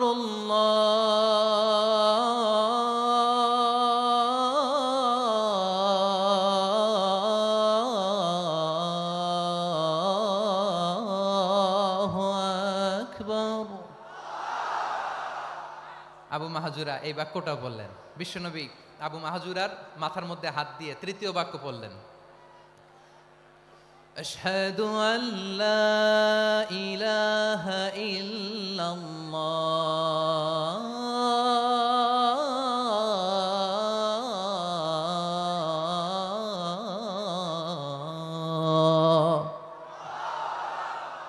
মাহাজুরা তৃতীয় বাক্য পড়লেন। বিশ্বনবী একটা বাক্য পরে আবু মাহাজুরা পরে, বিশ্বনবী পরে আবু মাহাজুরা পরে। আবু মাহাজুরা কিন্তু অমুসলিম, মুশরিক। আবু মাহাজুরা বলে, এক একটা বাক্য পড়ি আমার কলিজাটা গলে ঠান্ডা হয়ে যায়। এতদিন মোহাম্মদকে গালি দিতাম, এখন মোহাম্মদ আমার মাথায় যখন হাত রাখছে আমার সারা শরীর ঠান্ডা হয়ে গেছে। বিশ্বনবী আজান শিখাচ্ছেন, একটা একটা বাক্য পড়ে আবু মাহাজুরাও পড়ে, বিশ্বনবী পড়ে আবু মাহাজুরাও পড়ে। পুরো বাক্যগুলো যখন শেষ, আজান শেষ, আবু মাহাজুরাও যখন পুরো আজান পড়লেন, আবু মাহাজুরা বললেন, এতদিন মোহাম্মদের চেহারা দেখলে আমার ঘৃণা লাগতো, আজ থেকে মোহাম্মদের চেহারার চেয়ে প্রিয় চেহারা আমার কাছে নাই। আবু মাহাজুরা বললেন, ও মুহাম্মদ, আজানের বাক্য তো আপনি আমারে শেখালেন, এখানেই শেষ করবেন না, আপনি আমারে পড়ায় দেন লা ইলাহা ইল্লাল্লাহু মুহাম্মাদুর রাসূলুল্লাহ সাল্লাল্লাহু আলাইহি ওয়াসাল্লাম। বিশ্বনবীর সাথে দাঁড়িয়ে উনি শাহাদা পড়ে মুসলমান হয়ে গেলেন। এবার আবু মাহাজুরা বলে, ইয়া রাসূলুল্লাহ, ইয়া হাবিবাল্লাহ, আমি মুমিন হয়েছি, মুসলমান হয়েছি, আপনার কাছ থেকে আজান শিখার সৌভাগ্য আমি লাভ করেছি গো নবী। আমার কণ্ঠের বড় তারিফ করেছেন আপনি, আমার আজানকে আপনি পছন্দ করেছেন। একটা জিনিস আপনার কাছে চাই, আপনি আমাকে মক্কার মসজিদুল হারামের মুয়াজ্জিন হিসেবে অ্যাপয়েন্ট করে দেন। বিষ্ণু ইসা ইসলাম বললেন, যাও আবু মাহজুরা, আমি তোমাকে পৃথিবীর শ্রেষ্ঠতম মসজিদ মক্কার মসজিদুল হারামের মুয়াজ্জিন হিসেবে অ্যাপয়েন্ট করে দিলাম। দেখছেন কিভাবে ট্যালেন্ট হান্টিং করতে হয়, কিভাবে হিউম্যান রিসোর্স মানব সম্পদকে ব্যবহার করতে হয়। আসছিল আজানকে ভেঙাইতে, আসছিল কেন? আজানকে ব্যঙ্গ করার জন্য, বিকৃত করার জন্য। আজানকে বিকৃত করতে যে ইসলামের সবচাইতে শ্রেষ্ঠ মসজিদের মুয়াজ্জিন হয়ে গেল। পড়েন সুবহানাল্লাহ। হযরত আবু মাহজুরা রাদিয়াল্লাহু তাআলা আনহু ওনার এই সুললিত কণ্ঠ ব্যবহার করে মসজিদুল হারামে এত সুন্দর করে আল্লাহু আকবার বলে আজান দিতেন, মানুষগুলোর, মুসল্লিগুলোর, মক্কাবাসীর হৃদয়কে তিনি বিগলিত করে দিতেন, মানুষের হৃদয়কে ঠান্ডা হয়ে যেত। শুধু এখানেই শেষ না আমার যশোরের ভাইয়েরা, বিশ্বনবী যখন সাইয়েদনা আবু মাহজুরা রাদিয়াল্লাহু তাআলা আনহুকে আজান শিখাচ্ছিলেন, বলেন তো বিশ্বনবীর হাতটা কোথায় ছিল? আবু মাহজুরার মাথার সামনে, এই চুলের উপরে ছিল। আবু মাহজুরা ওই স্মৃতিটাকে ধারণ করবার জন্য, ওই স্মৃতিকে বহন করার জন্য বিশ্বনবীর মোবারক হাত আবু মাহজুরার কপালের চুলের যেই জায়গায় লেগেছে, মৃত্যুর আগের দিন পর্যন্ত আবু মাহজুরা মাথার ওই চুলে কোনোদিন ছুরি আর কামার লাগায় নাই, সেখানে কেচি লাগায় নাই, চুলের মধ্যে খুর লাগায় নাই। আবু মাহজুরা ডান দিকের চুল কাটতো, বাম দিকের চুল কাটতো, পেছনের চুল কাটতো, সামনের চুল কাটতো না। আবু মাহজুরা রাদিয়াল্লাহু তাআলা আনহুর সামনের চুলগুলো বড় হতে হতে যখন এত বড় হয়ে যায়, তিনি চুলগুলো পেঁচিয়ে মাথার মধ্যে রাখতেন, তারপরে তিনি পাগড়ি পরতেন। সবাই জিজ্ঞেস করতো, আবু মাহজুরা, এটা আবার কেমন স্টাইল? দেখতে তোমারে কি বিদঘুটে লাগে, কেমন অড লাগে, কেমন খারাপ দেখা যায়। মক্কায় এমন কোনো মানুষ তো দেখি নাই, ডানে চুল কাটে, বায়ে চুল কাটে, পেছনে চুল কাটে, সামনে কাটে না। ওরে আবু মাহজুরা, কেমন দেখা যায় তোমারে, তুমি সামনের চুল কাটো না কেন? আবু মাহজুরা বলে, আমি হাঁটু গেড়ে পেয়ারা নবীর সামনে বসেছিলাম, আমার এই মাথার চুলের মধ্যে মুবারক হাত লাগিয়ে বিশ্বনবী নিজে আমাকে আজানের প্রতিটা বাক্য শিক্ষা দিয়েছেন। বিশ্বনবীর মোবারক হাত, পবিত্র হাত আমার মাথার চুলের যেই জায়গায় লেগেছে, আমি চাই ওই চুলগুলা নিয়ে আমি আমার কবরের ভিতরে যাব। সাইয়েদনা আবু মাহজুরা রাদিয়াল্লাহু তাআলা আনহু ইন্তেকালের আগের পর্যন্ত মাথার সামনের চুলগুলা কাটে নাই, মাথার সামনের চুল তিনি কাটেন নাই। সুবহানাল্লাহি বিহামদি।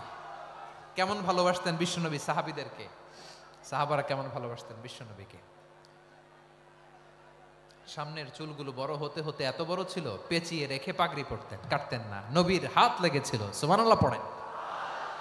তাহলে what is the lesson, moral of the story কি? মোরাল অফ দ্য স্টোরি হচ্ছে, আসছিল আজানকে ব্যঙ্গ করার জন্য, বিকৃত করার জন্য, হয়ে গেল মসজিদুল হারামের মুয়াজ্জিন। দেখেন বিশ্বনবী একটা খারাপ সিচুয়েশনের মধ্যে থেকে কি ভালো জিনিস বের করে আনলেন। আমি যে শুরুতে বলেছি কিভাবে তিনি হিউম্যান রিসোর্সকে ডেভেলপ করেছেন, ম্যানেজ করেছেন।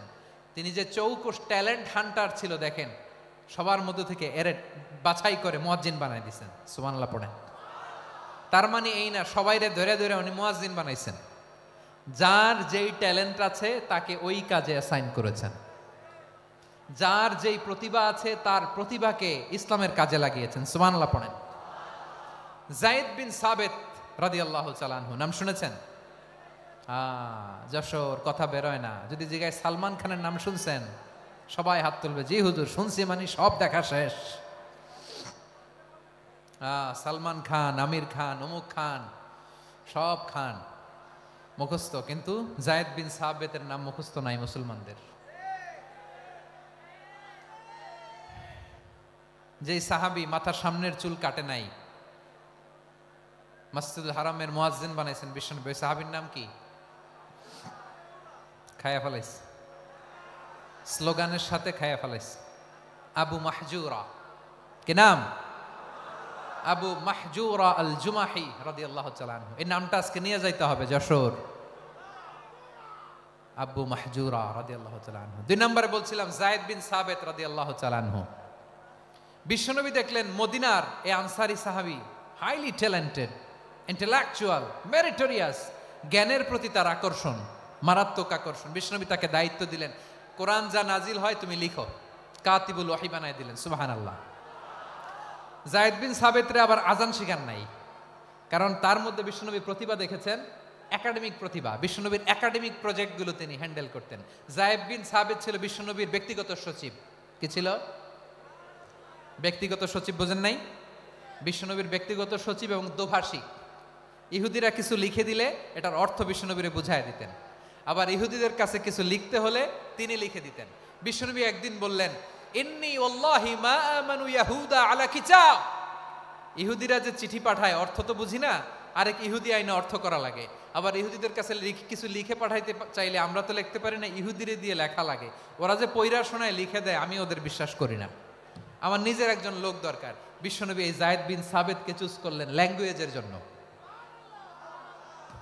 উনি বললেন, যায়েদ তোমার সফট স্কিলকে ডেভেলপ করতে হবে, তুমি হিব্রু ল্যাঙ্গুয়েজ শিখে ফেলো। যায়েদ বিন সাবিত বলল, বিশ্বনবীর মোটিভেশন আর ইন্সপিরেশন পেয়ে আমি 15 দিনে ইহুদিদের এই হিব্রু ল্যাঙ্গুয়েজ শিখে ফেললাম। শুধু শিখে ফেললাম না, হাত্তা হাদিকতু, even I became master in the language. এই ভাষা আমি পারদর্শী হয়ে গেলাম। এরপরে ইহুদিরা চিঠি লিখে পাঠালে আর কোনো ইহুদি ডাকা লাগতো না, আমি নবীর এটার অর্থ শুনে পরে বুঝায় দিতাম। আবার ইহুদিদের কাছে চিঠি লেখা লাগলে আমি যায়েদ বিন সাবিত চিঠি লিখে দিতাম। সুবহানাল্লাহ। দেখেন, এত সাহাবীর মধ্য থেকে বিশ্বনবীর একাডেমিক প্রজেক্ট, ব্যক্তিগত সচিব, দোভাষী হিসেবে তিনি যায়েদ বিন সাবিতের মতো তরুণকে নির্বাচিত করেছেন। কেমন ট্যালেন্ট হান্টার ছিল আমার নবী। সুবহানাল্লাহ পড়বেন না? বিশ্বনবীর ইন্তেকালের পরে সাইয়েদনা আবু বকর রাদিয়াল্লাহু তাআলা আনহু যখন খলিফা হয়ে আসলেন, কোরআনকে সংকলনের দায়িত্ব দেয়া লাগবে, কোন সাহাবীকে দিবেন? সব সাহাবারা মিলে পরামর্শ করলেন। সাইয়েদনা আবু বকর, ওমর সবাই মিলে এই বিশাল কোরআন সংকলনের গুরু দায়িত্ব বিশ্বনবীর ব্যক্তিগত সচিব, বিশ্বনবীর দোভাষী, বিশ্বনবীর সিলেক্ট করাই লোক যায়েদ ইবনে সাবিত রাদিয়াল্লাহু তাআলা আনহুকে দিয়েছে। কোরআনের কপি তো আজকে এখানে রাখে নাই। এই যে আজকের যে কোরআন পড়েন, এটা আগে এরকম ছিল না। কোরআন নাজিল হলে সাহাবারা চামড়ার, ওটের চামড়ায় লিখে ফেলতো, ওটের চ্যাপ্টা হাড্ডির মধ্যে লিখে ফেলতো, গাছের গুড়ির মধ্যে লিখে ফেলতো, বিভিন্ন জনের কাছে ছড়ানো ছিটানো ছিল। আবু বকর রাদিয়াল্লাহু তাআলা আনহু একসাথে করলেন, পরবর্তীতে উসমান রাদিয়াল্লাহু তাআলা আনহু একসাথে করলেন। 114 সূরার এখন এই মুসহাফ, এই কম্পাইলেশন, এই কপি আমরা পেয়েছি, যার হিউজ কন্ট্রিবিউশন ছিল। এই পুরো কোরআন কম্পাইলেশনের প্রজেক্ট ম্যানেজার ছিল যায়েদ বিন সাবিত রাদিয়াল্লাহু তাআলা আনহু। কোরআন কম্পাইলেশনের প্রজেক্ট ম্যানেজার। দেখেন, ওনারে মাথায় হাত দিয়ে আজান শিখায় নাই। সুবহানাল্লাহ কইবেন না? তাহলে প্রথম সাহাবী আবু মাহজুরাকে মুয়াজ্জিন বানাইলেন, যায়েদ বিন সাবিতকে ব্যক্তিগত সচিব আর দোভাষী বানালেন, মুসআব ইবনে উমাইর রাদিয়াল্লাহু তাআলা আনহুকে ইসলামের প্রথম অ্যাম্বাসেডর বানালেন। তাহলে তৃতীয় নাম্বার একজন সাহাবীর নাম বলছি, মুসআব ইবনে উমাইর। মুসআব কি নাম? নামটা কেমন লাগে? এই কয়েকজনের ভাল লাগে, বাকিদের ভাল লাগে না? ভাল লাগে? এই এই আর কয়েকটা মিনিট দেওয়া যাবে না আমাকে আল্লাহর রাস্তে? হ্যাঁ ঠিক আছে, আমি তোমাদেরকে ভালোবাসা দেখাবো, দোয়া করব যদি চুপ থাকো, একেবারে চুপ, কষ্ট সহ্য করো, বাকিরা যা সওয়াব পাবে তোমরা ডবল পাবা, যেহেতু কষ্ট বেশি, কিন্তু চুপ। 3 নম্বর সাহাবীর নাম মুসআব। এই ধাক্কাধাক্কি কেন, ধাক্কাধাক্কি কেন রে ভাই? না না না, এরকম হইলে আসবো না যশোর, আমি আর আসবো না। হয় পিছনে চলে যাও, নাহলে চুপ, ধাক্কাধাক্কি নাই। 3 নম্বর সাহাবীর নাম মুসআব। কি নাম? He was the first ambassador in Islam. ইসলামের প্রথম ডিপ্লোমাট, প্রথম কূটনৈতিক, ইসলামের প্রথম কূটনৈতিক, ইসলামের প্রথম ডিপ্লোমাট, প্রথম অ্যাম্বাসেডর মুসআব ইবনে উমাইর, মক্কার তরুণ যুবক। উনি পারফিউম লাগাইলে মানুষ দেখলেই বুঝতো এটা মুসআব লাগাইছে। এমন ড্যাশিং ফেসের ছিল, এমন স্মার্ট ড্যাশিং ফেস, এমন পার্সোনালিটির মানুষ ছিল মুসআব রাদিয়াল্লাহু তাআলা আনহু। কারণ যিনি ইসলামের স্পোকম্যান হবেন, মুখপাত্র হবেন, তার স্মার্ট হওয়ার দরকার আছে না নাই?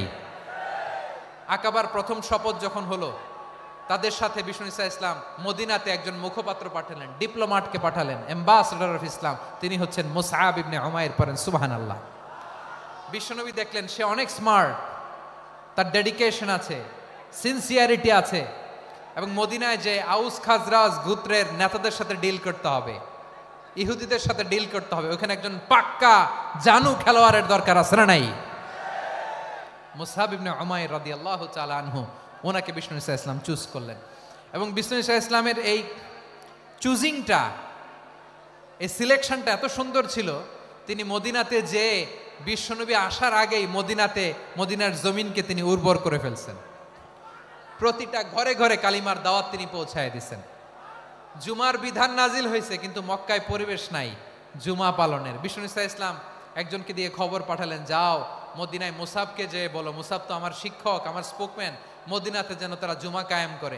বিশ্বনবীর আগেই মুসআব মদিনার মুসলিমদেরকে নিয়ে মদিনায় প্রথম জুমা কায়েম করে ফেলছে। কোন সুবহানাল্লাহ। ডিপ্লোমাটদের কেমন হইতে হয়, অ্যাম্বাসেডারের কেমন হইতে হয়, মুসআব রাদিয়াল্লাহু তাআলা আনহুর কাছ থেকে শিখে নাও। মুসআব নামটা কেমন লাগে? যশোর যাদের সন্তান হবে, ছেলে সন্তান, আমার রাস্তায় পাইলে সবাই জিজ্ঞেস করে, হুজুর একটা নাম দেন, আমার ছেলে হবে। যশোরবাসীর জন্য আমি একটা নাম দিয়ে দিলাম, নাম রাখতে হবে মুসআব। কি নাম? নামটা যাদের ভাল লাগে, ছেলে সন্তান অনাগত আসবে, মনে চাইলে নাম রেখে দিবেন মুসআব রাদিয়াল্লাহু তাআলা আনহুর নামে মুসআব। তাহলে মুসআব রাদিয়াল্লাহু তাআলা আনহুকে বিশ্বনবী ল্যাঙ্গুয়েজ শিখান নাই, সফট স্কিল শিখান নাই। যায়েদ রাদিয়াল্লাহু তিনি হিব্রু ল্যাঙ্গুয়েজ শিখেছেন, সুরিয়ানি শিখেছেন, কিন্তু মুসআবকে তিনি বানিয়েছেন the spokesman of Islam, the first diplomat, the ambassador of Islam. সুবহানাল্লাহ পড়বেন না? আব্দুল্লাহ ইবনে আব্বাস রাদিয়াল্লাহু তাআলা আনহু বিশ্বনবীর কাজিন, চাচাতো ভাই। আবার মাইমুনা রাদিয়াল্লাহু তাআলা আনহু, মাইমুনা নবীর স্ত্রী, তিনি ছিলেন আব্দুল্লাহর আপন খালা। তো নবীর বউ যদি ওনার খালা হয়, নবী তার কি? বুঝে নাই, নবী তার কি? খালু। তাহলে সম্পর্ক অনেক গভীর, কাজিন আবার খালু, ছোট্ট মানুষ, তাই রাতে মাঝে মাঝে ঘরে থাকতো। বিশ্বনবী দেখলেন আব্দুল্লাহ যেহেতু আমার ঘরে ঢুকতে পারে, আব্দুল্লাহরে এই উম্মতের বড় শিক্ষাবিদ বানাইতে হবে। কথা বোঝে নাই? আব্দুল্লাহকে কি বানাইতে হবে? শিক্ষাবিদ, এডুকেটর অফ দিস উম্মাহ, এই উম্মার শিক্ষাবিদ বানাইতে হবে। তাই আব্দুল্লাহ ইবনে আব্বাসকে বিশ্বনবী হাতে কলমে শিক্ষা দিয়েছেন। আহারে, আর এরপরে যে কি ভাষা আসবে তোমাদের জন্য আমার মুখ থেকে, আমি নিজেও জানি না, আমি নিজেও জানি না। 1 ঘন্টা যাবত ধাক্কা ধাক্কি মারামারি। তো আসতে বলছে কে তোমাকে? পেছনে চলে যাও, জায়গা না পেলে। পুরো প্রোগ্রামটাই নষ্ট করে দিল।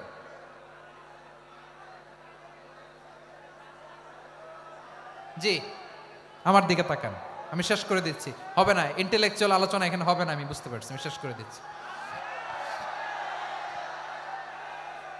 আব্দুল্লাহ ইবনে আব্বাস রাদিয়াল্লাহু তাআলা আনহু, মনোযোগ দিয়ে কয়েকটা মিনিট শুনুন, আমি এখনই শেষ করে দিচ্ছি। এরপর আওয়াজ করবে, এই যে এগুলো কি আমি বুঝলাম না। আমি বললাম না সব করা যাবে, বসে যাও, শুয়ে যাও, চলে যাও, আওয়াজ করা যাবে না। অন্যকে বসো এটাও বলার দরকার নেই, জাস্ট এদিকে তাকাও। আল্লাহ। আব্দুল্লাহ ইবনে আব্বাস রাদিয়াল্লাহু তাআলা আনহু, ওনাকে বিশ্বনবী হাতে কলমে শিক্ষা দিয়েছেন, যেহেতু উম্মতের শিক্ষাবিদ হবেন, এডুকেটর হবেন। তো বিশ্বনবী রাতে যখন তাহাজ্জুদ পড়তেন, ছোট্ট আব্দুল্লাহ ঘরে থাকতো। বুঝতে পেরেছেন? ছোট্ট মানুষ তো ঘরে থাকতো। তো বিশ্বনবী তাহাজ্জুদের জন্য একবার দাঁড়িয়েছেন, ছোট্ট আব্দুল্লাহ ওযু করে দাঁড়াইছে। আচ্ছা বলেন তো, ইমাম আর মুসল্লি মোট যদি দুইজন হয়, একজন ইমাম একজন মুসল্লি, তো মুসল্লি ইমামের কোন দিকে দাঁড়াবে? ডানে দাঁড়াবে। ছোট্ট আব্দুল্লাহ বোঝে নাই, বিশ্বনবী তাহাজ্জুদ শুরু করেছেন, উনি একতেদা করছেন আর দাঁড়াইছেন বায়ে। কোথায় দাঁড়িয়েছেন? আব্দুল্লাহ বলেন, যখন আমি বায়ে দাঁড়ালাম, আখাযা রাসূলুল্লাহ সাল্লাল্লাহু আলাইহি ওয়াসাল্লাম উযুনি আল ইউমনা ইয়াফতিলুহা, বিশ্বনবী নামাজরত অবস্থায় আমার কান ধরে টেনে আমার ডান দিকে এনে দাঁড় করায় দিলেন। পড়েন সুবহানাল্লাহ। দেখেন হাতে কলমে শিক্ষা। আর জীবনে ভুল হবে? কথা কয় না, আর ভুল হবে? আর ভুল হবে না।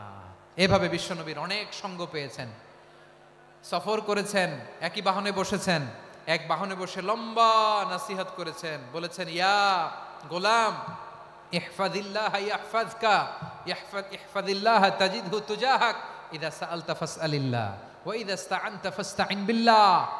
আল্লাহর বিধান মানো, আল্লাহর বিধান রক্ষা করো, আল্লাহ তোমায় রক্ষা করবে। আব্দুল্লাহ, চাইতে হলে আল্লাহর কাছে চাও, সাহায্য চাইতে হলে আল্লাহর কাছে সাহায্য চাও। মনে রাখো, গোটা বিশ্বের সবাই যদি তোমার সাহায্য করতে চায়, ততটুকুই করতে পারবে যতটুকু আল্লাহ তোমার নসিবে রেখেছে। গোটা বিশ্ব যদি তোমার বিরুদ্ধে ষড়যন্ত্রে দাঁড়িয়ে যায়, ক্ষতি ততটুকু করতে পারবে যতটুকু তোমার জন্য বরাদ্দ আছে, এর বাইরে কিছু করতে পারবে না। আওয়াজ করে বলেন ঠিক কিনা? এভাবে হাতে কলমে শিখিয়েছেন, বিশ্বনবীর সঙ্গ পেয়েছেন। উনাকে বিশ্বনবী সাল্লাল্লাহু আলাইহি ওয়াসাল্লাম শিক্ষাবিদ, এডুকেটর অফ দিস উম্মাহ হিসেবে সিলেক্ট করেছেন, হাতে কলমে শিখিয়েছেন। বিশ্বনবী একবার প্রকৃতির ডাকে সাড়া দিয়ে এসেছেন। এখন কি করতে হবে? নামাজের জন্য অজু করতে হবে। বিশ্বনবী এসেই দেখেন অজুর বদনায় পানি ভরা, খুশি হয়ে গেলেন, বললেন কে রেখেছে পানি? একজন বলল আব্দুল্লাহ রেখেছে। বিশ্বনবী অত্যন্ত খুশি হলেন, খুশি হয়ে একটা দোয়া করলেন, বললেন আল্লাহুম্মা ফাক্কিহু ফিদ্দীন ওয়া আল্লিমহু তা'ওয়ীল। আল্লাহ, তুমি আব্দুল্লাহকে দ্বীনের বুঝ দিও আর কোরআনের তাফসির শিক্ষা দিও। বিশ্বনবীর এই দোয়া এমন লাগছে, উনি রাইসুল মুফাসসিরিন, এই পৃথিবীতে যত মুফাসসির ছিল, যত মুফাসসির আসবে, সকল মুফাসসিরের সম্রাট হিসেবে স্বীকৃত হয়েছেন। আব্দুল্লাহ ইবনে আব্বাস, বিশ্বনবী ওনারে আজান শিখান নাই, বিশ্বনবী ওনারে ল্যাঙ্গুয়েজ শিখান নাই, বিশ্বনবী ওনারে অ্যাম্বাসেডর বানান নাই, হাতে কলমে শিক্ষা দিয়েছেন। ছোট্ট মানুষ, বিশ্বনবী ইন্তেকাল করলেন, আবু বকরের সময় গেল, ওমরে ফারুকের খেলাফত, তখনও তিনি তরুণ। ওমরে ফারুক রাদিয়াল্লাহু তাআলা আনহু ওনার ক্যাবিনেট মিনিস্ট্রির বৈঠকে এই আব্দুল্লাহ ইবনে আব্বাসকে পাশ দিয়ে বসায় রাখতেন। বয়স্ক সাহাবারা এটা পছন্দ করতো না, তারা বলতো ঘটনা কি, আব্দুল্লাহর মতো ছেলে নাতি আমাদের আছে, এরা কেন রাখে ওমরে ফারুক? ওমরে ফারুক এটা টের পেলেন, তিনি বুঝতে পারলেন যে ক্যাবিনেট মেম্বাররা এটা পছন্দ করে না, ছোট্ট আব্দুল্লাহরা কেন রাখি, কেন যে রাখি এটা একদিন বুঝাবো। একদিন মিটিংয়ে তিনি সবাইকে বললেন ইদা জাআ নাসরুল্লাহি ওয়াল ফাতহ। এই আয়াত দ্বারা উদ্দেশ্য কি বলেন তো মুরব্বী সাহাবীরা? এক সাহাবী বলেন এই সূরা দ্বারা উদ্দেশ্য, আল্লাহ বলেছেন আমাদেরকে বিভিন্ন ল্যান্ড, বিভিন্ন এলাকা বিজয় করতে হবে। ওমরে ফারুক বললেন না, হয়নি। আরেকজন বললেন বিজয় হওয়ার পর আমাদের বেশি বেশি আল্লাহর বরত্বের ঘোষণা দিতে হবে, এটা উদ্দেশ্য। ওমরে ফারুক বললেন না, হয় নাই। যারা জিজ্ঞেস করেন কেউ পারে না। সব শেষে বিশ্বনবী ছোট্ট আব্দুল্লাহরে বলেন আব্দুল্লাহ ইদা জাআ নাসরুল্লাহি ওয়াল ফাতহ, এর দ্বারা উদ্দেশ্য কি বলো তো? ছোট্ট আব্দুল্লাহ বলেন হুয়া আজালু রাসূলিল্লাহ। এই আয়াত দ্বারা বিশ্বনবীর বিদায়কে উদ্দেশ্য নেওয়া হয়েছে। ওমরে ফারুক বললেন হাযা হুয়া, এটাই তো সঠিক উত্তর, এটাই সঠিক তাফসীর এই আয়াতের। কারণ ইদা জাআ নাসরুল্লাহি ওয়াল ফাতহ, যখন আল্লাহর সাহায্য আর বিজয় আসবে, ওয়া রাআইতান নাসা ইয়াদখুলুনা ফি দীনিল্লাহি আফওয়াজা, আপনি দেখবেন দলে দলে ঢলে ঢলে বানের পানির মতো মানুষ ইসলামের দিকে ঢুকতেছে, ইসলামের বিজয় হয়েছে। তো ইসলামের বিজয়ের মিশন নিয়ে নবী আসছে, বিজয়ী যখন হয়ে গেছে এখন তো নবীর বিদায় হবে। জোরে বলেন ঠিক কিনা? কোন সাহাবী এই সূক্ষ্ম কথাটা ধরতে পারে নাই, ওই আব্দুল্লাহ ছাড়া। আব্দুল্লাহ যখন উত্তর দিছে সব সাহাবীদের টনক নড়েছে। এরপর থেকে কোনো ক্যাবিনেট মিটিং এ আর কোনো সাহাবারা কোনো প্রশ্ন করে নাই। আওয়াজ করে পড়েন সুবহানাল্লাহ। বিশ্বনবী আব্দুল্লাহ ইবনে আব্বাসকে দ্য এডুকেটর অফ দ্য উম্মাহ, উম্মার শিক্ষাবিদ হিসেবে গ্রহণ করেছেন। আওয়াজ করে পড়তে হবে আল্লাহু আকবার। সাহাবীদের নামগুলো মনে থাকবে?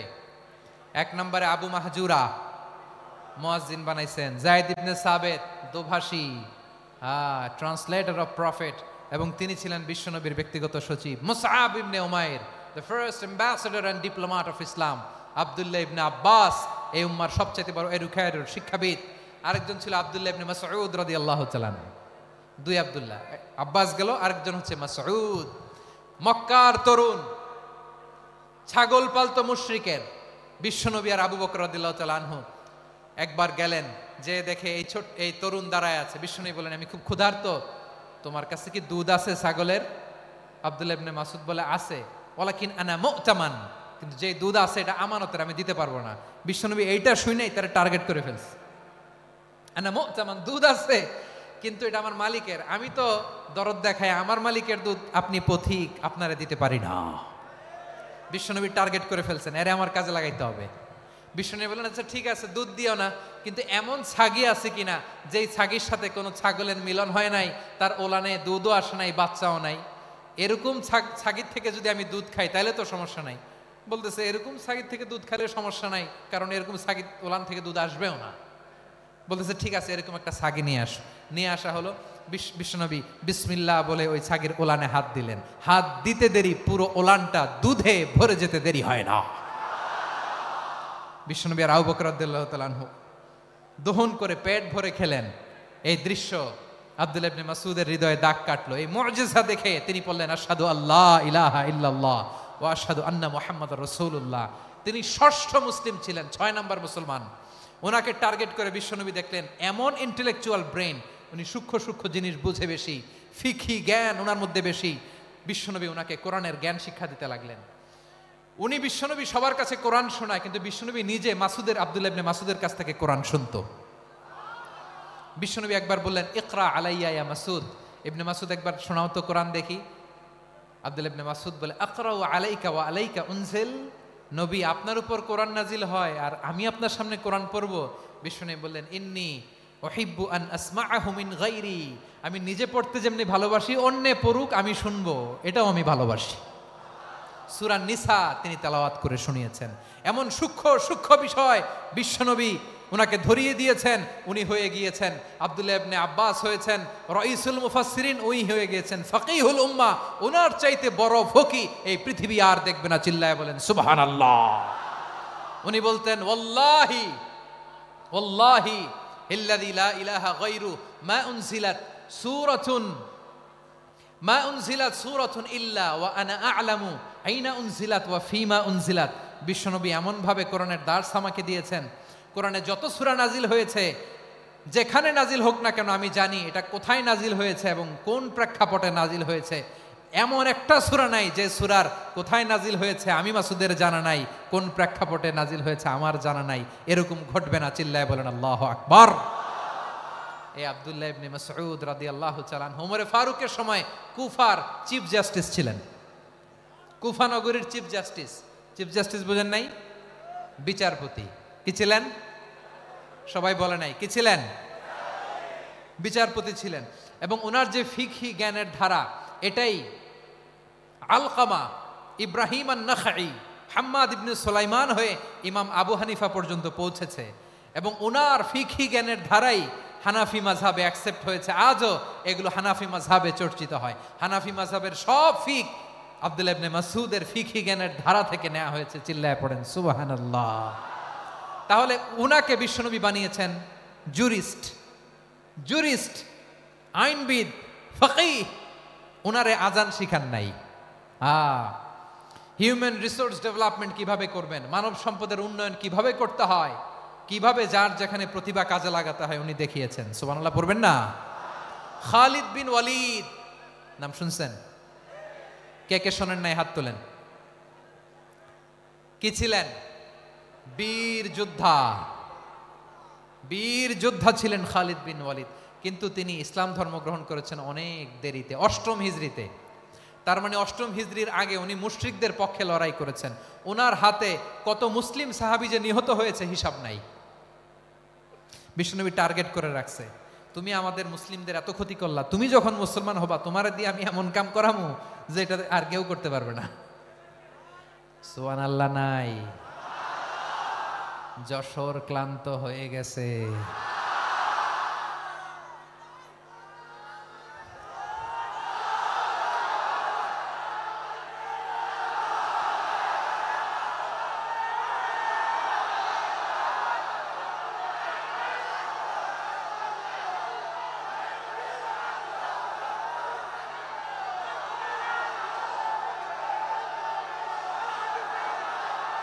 মাশাআল্লাহ, বসুন বসুন বসুন। খালিদ বিন ওয়ালিদ রাদিয়াল্লাহু তাআলা আনহু ৮ম হিজরিতে মুসলিম হয়েছেন, মক্কা বিজয়ের আগে। তো মক্কা বিজয়ের আগে যখন মুসলিম হয়েছেন, এর আগে কি করছেন? কাফিরদের সাথে যুদ্ধ করেছেন। উনি উহুদের যুদ্ধে মুসলমানদের যে পরাজয় ভাব, কঠিন পরিস্থিতির মুখোমুখি উনার কারণে পিছন থেকে এমন আতর্কিত আক্রমণ করেছেন, মুসলমানদেরকে কচুকাটা করেছেন। ৮ম হিজরিতে আল্লাহ তাআলা হেদায়েতের নূর দিয়ে ওনার হৃদয়টাকে উজালা করে দিলেন। লা ইলাহা, এটা এমন বাণী যার হৃদয় একবার টাচ খাবে, এইটা থেকে সে আর পালিয়ে বেড়াতে পারে। ঝিনুকের ভেতর লুকিয়ে থাকে যেমন মতি, ঝিনুকের ভেতর লুকিয়ে থাকে যেমন মতি, কলমা শাহাদাতে আছে আল্লাহর জ্যোতি, কলমা শাহাদাতে আছে আল্লাহর জ্যোতি। ঠিক কিনা বলেন? মক্কা বিজয়ের আগে মুসলিম হলেন, হওয়ার পরেই বিশ্বনবীর টার্গেট ফুলফিল হলো। ওই যে টার্গেট করে রেখেছেন আর দোয়া করেছেন, খালিদ বিন ওয়ালিদ যদি মুসলিম হয় তাকে আমি মিলিটারি চিফ বানাবো। ওনাকে আজান শিখান নাই, ওনারে কান ধইরা নামাজের এই মাথা থেকে ওই মাথা আনান নাই, ফিকহি কোরআনের সূক্ষ্ম তাফসীর ওনারে শিখান নাই, অ্যাম্বাসেডর বানান নাই। বিষ্ণু ইসলাম উনাকে সামরিক অভিযানে প্রেরণ করেছেন। সামরিক অভিযানে তিনি প্রেরণ করেছেন। উনার জীবদ্দশায় উনার নেতৃত্বে যতগুলো যুদ্ধ হয়েছে, একটা যুদ্ধেও তিনি পরাজয় বরণ করেন নাই। ওমরে ফারুকের সময়কালে তিনি চিফ অফ মুসলিম মিলিটারি, মানে মুসলিম সেনাপতি হয়েছেন। যশোর আওয়াজ করো, ঠিক কিনা বলো? সেনাপতি, মুসলিম সেনাপতি। তাহলে কিভাবে হিউম্যান রিসোর্স ব্যবহার করতে হয় গোটা বিশ্ব আমার নবীর কাছ থেকে শিখে নাও। খালিদ বিন ওয়ালিদ, ওনাকে বিশ্বনবী একটা উপাধি দিয়েছেন। উপাধিটা হচ্ছে সাইফুল্লাহিল মাসলুল, আল্লাহর নাঙ্গা তরবারি, আল্লাহর খোলা তরবারি, দ্য ওপেন সোর্ড অফ আল্লাহ। খালিদ বিন ওয়ালিদ মুসলিম সেনাপতি। হাসান বিন সাবেত নাম শুনছেন? দেখি উনি কি ছিল বলেন। রাসূলের সভা কবি, কালচারাল হিজিমনিকে ডিফিট করার জন্য। উনি ভালো অস্ত্র চালানো জানতেন না, ওই কাজে উনি যেতেন না। ওনার ছিল কাব্য প্রতিভা। কাব্য প্রতিভা, কাফিররা কবিতা দিয়ে নবীকে গালি দিত। বিশ্বনবী বলতেন, ইয়া হাসান আজিব আন রাসূলিল্লাহ, তুমি নবীর হয়ে কাফেরদের এই কথাগুলোর জবাব দাও। বিশ্বনবীর একটা মিম্বার ছিল, বিশ্বনবীর মিম্বারের পাশাপাশি মসজিদে নববীতে এই হাসান বিন সাবেতের জন্য বিশ্বনবী একটা স্পেশাল মিম্বার বানিয়ে দিয়েছেন। এখান থেকে তুমি জবাব দাও। এবং বিশ্বনবী বলেছেন, আল্লাহুম্মা আইয়িদহু বিরূহিল কুদুস, আল্লাহ হাসান আমার পক্ষে জবাব দেয়, তুমি জিব্রাইল মারফত তাকে সাহায্য পাঠায়া দিও। রাসূল সাল্লাল্লাহু আলাইহি ইসলামের সভা কবি, the poet of the prophet, নবীর কবি। উনি কবিতা দিয়ে, এমন উচ্চাঙ্গের ভাষায় কবিতা দিয়ে তিনি জবাব দিতেন, কাফিরদের গা শিহরে যেত, তাদের হৃদয়ে আগুন ধরে যেত। তাহলে এরকম কবিরও দরকার আছে না নাই? এখন যাকে আল্লাহ দিছে কাব্য প্রতিভা, এরা যদি আপনি যুদ্ধের ময়দানে পাঠান হবে? যারে দিছে সুরেলা গলা, এরা যদি অ্যাম্বাসেডর বানান হবে না। হাসান বিন সাবেত ছিলেন বিষ্ণু ইসলামের কবি। হুযায়ফা ইবনুল ইয়ামান বিশ্বনবীর গোয়েন্দা বিভাগের প্রধান। কিসের প্রধান? হুযায়ফা ইবনুল ইয়ামান। ওনার ছিল ডিটেকটিভ মাইন্ড, ডিটেকটিভ মাইন্ড, গোয়েন্দা বিভাগের প্রধান। এবং উনি হচ্ছেন সাহিবু সিররি রাসূলিল্লাহ, রাসূল সাল্লাল্লাহু আলাইহি ওয়াসাল্লামের গোপন তথ্যের ধারক বাহক। নবীর যেই কথা কেউ জানে না, সব হুযায়ফার পেটের ভিতরে ছিল। সুবহানাল্লাহ পড়েন। মদিনার যত ইহুদিদের একটা লিস্ট ছিল, এই লিস্ট শুধু দুইজন জানতো, বিশ্বনবী আর হুযায়ফা। সুবহানাল্লাহ পড়বেন না? তাহলে উনাকে কোন দায়িত্ব দিছে? কোন বিভাগ? যশোর, আওয়াজ করো কোন বিভাগ? গোয়েন্দা বিভাগের হেড ছিল। খন্দকের যুদ্ধে প্রচন্ড আজকের মতো শৈত্য প্রবাহ, মাটি খনন করতে করতে সাহাবীদের পেটে ক্ষুধা নাই, দাঁড়াইতে পারে না নামাজের জন্য, এত ক্লান্ত, ক্ষুধা, ক্লান্ত, শ্রান্ত। বিশ্বনবী বললেন, কে আছো এই কঠিন শীত, এই ভয় আর ক্ষুধার মধ্যেও খন্দকের পরীক্ষার টপকে শত্রু শিবিরে যে আমাকে তথ্য দিবা, কে আছো? কারো গায়ে শক্তিই নাই যে দাঁড়াবে, কেউ দাঁড়ায় না। বিশ্বনবী তখন নিজে হুজাইফাকে ডাক দিলেন, হুজাইফা, যে আমাকে আজকে শত্রু শিবিরের তথ্য এনে দিবে সে জান্নাতে আমার মোরাফাকা, আমার সঙ্গী হবে। হুজাইফা রাদিয়াল্লাহু ইবনুল ইয়ামান জীবনের ঝুঁকি নিয়ে এই ক্ষুধা, শৈত্য প্রবাহ, কোল্ড ওয়েভসকে উপেক্ষা করে পরীক্ষা টপকে শত্রু শিবিরে যে সবার কথাগুলো চুপে চুপে শুনে বিশ্বনবীর দরবারে এসে গোয়েন্দাদের মতো তথ্য সরবরাহ করেছে। বিশ্বনবীর গোয়েন্দা বিভাগের প্রধান হুজাইফা ইবনুল ইয়ামান ইন্টেলিজেন্স বিভাগ চালাতেন। মুনাফিকদের নাম ওনার কাছে ছিল। মুআয ইবনে জাবাল মদিনা রাষ্ট্রের সবচেয়ে সিনিয়র আমলা ছিলেন। আমলাতন্ত্র চিনেন তো? প্রশাসনিক কাজ যারা চালায়, অ্যাডমিনিস্ট্রেশন বুঝেন না? The department of administration. মদিনার রাষ্ট্রের সিনিয়র আমলা মুআয ইবনে জাবাল মুতাখাসসিসুন ফিল হালাল ওয়াল হারাম, হালাল হারামের স্পেশালিস্ট ছিলেন। বিশ্বনবী উনাকে ইয়ামানের গভর্নর করে পাঠাইছেন। বলেছেন, ইন্নাকা তা'তি কওমান আহলা কিতাব, এমন গোষ্ঠীর কাছে যাবা এরা ইহুদি নাসারা, আগে শাহাদা পড়লে এরপরে নামাজের দাওয়াত দিও, নামাজ পড়লে যাকাতের দাওয়াত দিও। গভর্নরের অ্যাটিটিউড যেমন থাকে তেমন অ্যাটিটিউড ধরে রেখো। সুবহানাল্লাহ পড়েন। তাহলে মুআয ইবনে জাবালকে দিয়ে বিশ্বনবী কবিতা লেখায় নাই, চিঠি লেখায় নাই, আজান দেওয়ায় নাই। সুবহানাল্লাহ পড়বেন না? সব শেষ সাহাবী বলি আবু হুরায়রা রাদিয়াল্লাহু তাআলা আনহু, নাম শুনছেন? বিড়ালের বাবা। কি করতেন? খালি হাদিস মুখস্থ করতেন। উনি বলতেন, আলজামু রাসূলুল্লাহ আলা মিল ইবাতনি, আমার শুধু পেটের ক্ষুধার বন্দোবস্ত হইলে আমি নবীর সঙ্গ ছাড়তাম না। আমার আনসার সাহাবারা ক্ষেত খামারের কাজ করত, আমার মুহাজির সাহাবারা ব্যবসা করত, আর আমি নবীর সাথে সাথে থাকতাম। শুধু সকাল বিকাল দুই বেলা যদি আমার খাবারের বন্দোবস্ত হয় আমি আর নবীর লক ছাড়ি না। সুবহানাল্লাহ কইবেন না? 5374টা হাদিস তিনি বর্ণনা করেছেন। সবচেয়ে বেশি হাদিস বর্ণনাকারী সাহাবী। হাদিস প্রিজার্ভেশনের কাজে বিশ্বনবী ওনাকে কাজে লাগিয়েছেন। উনি একদিন বলেন, ইয়া রাসূলুল্লাহ আসমাউ মিনকা কাসীরান ফালা আহফাজু, নবী অনেক কথা শুনি আমার মনে থাকে না। বিষ্ণু বললেন, তাই? উবসুত রিদাক, তোমার চাদরটা বিছাও। আবু হুরায়রা বিছালেন, বিশ্বনবী হাত বুলায় দিলেন, এরপরে অনেক হাদিস বর্ণনা করলেন। আবু হুরায়রা বলে, তারপর থেকে বিশ্বনবী যাই বর্ণনা করে আমি শুনি আর একটাও ভুলি না। এখন সুবহানাল্লাহ। বিশ্বনবী ওনাকে হাদিস প্রিজার্ভেশন, নবীর এই যে লক্ষ্য হাদিস প্রিজার্ভেশনের এই দায়িত্ব দিয়েছেন সাইয়েদনা আবু হুরায়রা রাদিয়াল্লাহু তাআলা আনহুকে। প্রিয় ভাইরা, তাহলে 10 জন সাহাবীর কথা যে বললাম, আপনারা কি খেয়াল করেছেন কত বড় ট্যালেন্ট হান্টার, চৌকস ট্যালেন্ট হান্টার ছিল আমার নবী। এক একজনের এক এক ট্যালেন্ট এক এক কাজে অ্যাসাইন করেছেন, এক একজনকে এক এক দায়িত্ব দিয়েছেন, এক একজনের প্রতিভাকে এক একভাবে বিকশিত হওয়ার সুযোগ দিয়েছেন। আওয়াজ করে বলেন ঠিক কি না? এখন আমার পর্দার আড়ালে আমার মায়েরা বলবে, এতগুলো পুরুষ সাহাবীর কথা বললো, নারী সাহাবীরা কি কিছু করে নাই? হ্যাঁ, একজন নারী সাহাবীর কথা বলে মোনাজাত হবে, দোয়া ছাড়া কেউ যাব না। রুফাইদা আল আসলামিয়া রাদিয়াল্লাহু তাআলা আনহা, ওনার বাবার নাম সাআদ আল আসলামি। বিশ্বনবী কি খেয়াল করলেন দেখেন, সাআদ ছিল মদিনার বড় ডাক্তার। এই নারী সাহাবী রুফাইদা বাবার কাছ থেকে চিকিৎসা বিদ্যা শিখেছেন। যখন শিখছে বিশ্বনবী দেখলেন, আমার তো প্রতি সপ্তাহে সপ্তাহে যুদ্ধে আহত সাহাবীদের সেবা দিবে কে? বিশ্বনবী রুফাইদাকে বললেন, রুফাইদা তুমি মসজিদে নববীর পাশে একটা মেডিকেল ক্যাম্প করো। এই যে সাকিনা আদ্দিন মেডিকেলের আমার ছাত্রী বন্ধুরা শুনে রাখো, তোমাদের আইকন হচ্ছে এই রুফাইদা আল আসলামিয়া। বিশ্বনবীর ডিরেকশন অনুযায়ী তিনি মসজিদে নববীর পাশে একটা মেডিকেল ক্যাম্প করলেন এবং আহত সাহাবাদের চিকিৎসা উনি ওনার টিম নিয়ে দিতেন। বিশ্বনবীর পরামর্শে উনি আনসারি এবং মুহাজির মহিলা সাহাবীদেরকে নিয়ে একটা স্পেশাল মেডিকেল টিম গঠন করলেন।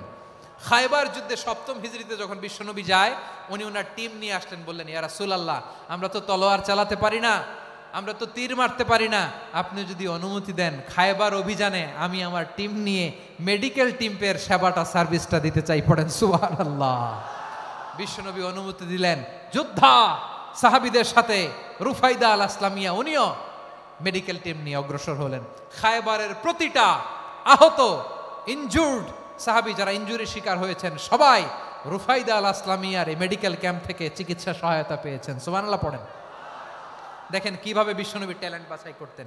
আপনি অবাক হবেন, বাহরাইনের মেডিকেল ইউনিভার্সিটিতে রুফাইদা আল আসলামিয়া মেডিকেল প্রাইজ অ্যাওয়ার্ড প্রতি বছর দেয়া হয়। যদি 8 দিনের এই মেডিকেল আমার বোনেরা যদি জেনে থাকো জানো, না হলে নতুন করে জানো, সার্চ দিও রুফাইদা আল আসলামিয়া মেডিকেল অ্যাওয়ার্ড বাহরাইনের ইউনিভার্সিটিতে দেয়া হয়। প্রিয় ভাইয়েরা, তাহলে আলোচনার সামারি আমরা করি। বিশ্বনবী যার যেখানে ট্যালেন্ট তাকে ওইখানে কাজে লাগাতেন। আওয়াজ করে বলেন ঠিক কিনা? এবার একটা ইন্টারভিউ হবে, আওয়াজ করে বলেন আবু মাহজুরাকে বিশ্বনবী কি বানাইছেন? হ্যাঁ, ভুলে গেছেন? সামনের চুলে হাত দিয়ে বিশ্বনবী কি সুন্দর গলায় আজান শিখালেন। মুয়াজ্জিন। যায়েদ বিন সাবিতকে একাডেমিক প্রজেক্টের দায়িত্ব দিয়েছেন, তিনি ছিলেন বিশ্বনবীর দোভাষী ব্যক্তিগত সচিব। মুসআব ইবনে Umair the first ambassador of Islam. Abdullah ইবনে আব্বাস উম্মার বড় শিক্ষাবিদ মুফাসসির। আব্দুল্লাহ ইবনে মাসউদ ছিলেন জুরিস্ট। কি ছিলেন? জুরিস্ট ছিলেন, এই উম্মার সবচেয়ে বড় জুরিস্ট। খালিদ বিন ওয়ালিদ সেনাপ্রধান। হাসান বিন সাবিত ছিলেন বিশ্বনবীর সভাকবি। কি ছিলেন? বিশ্বনবীর সভাকবি ছিলেন। এরপরে হুযায়ফা ইবনুল ইয়ামান কি ছিলেন?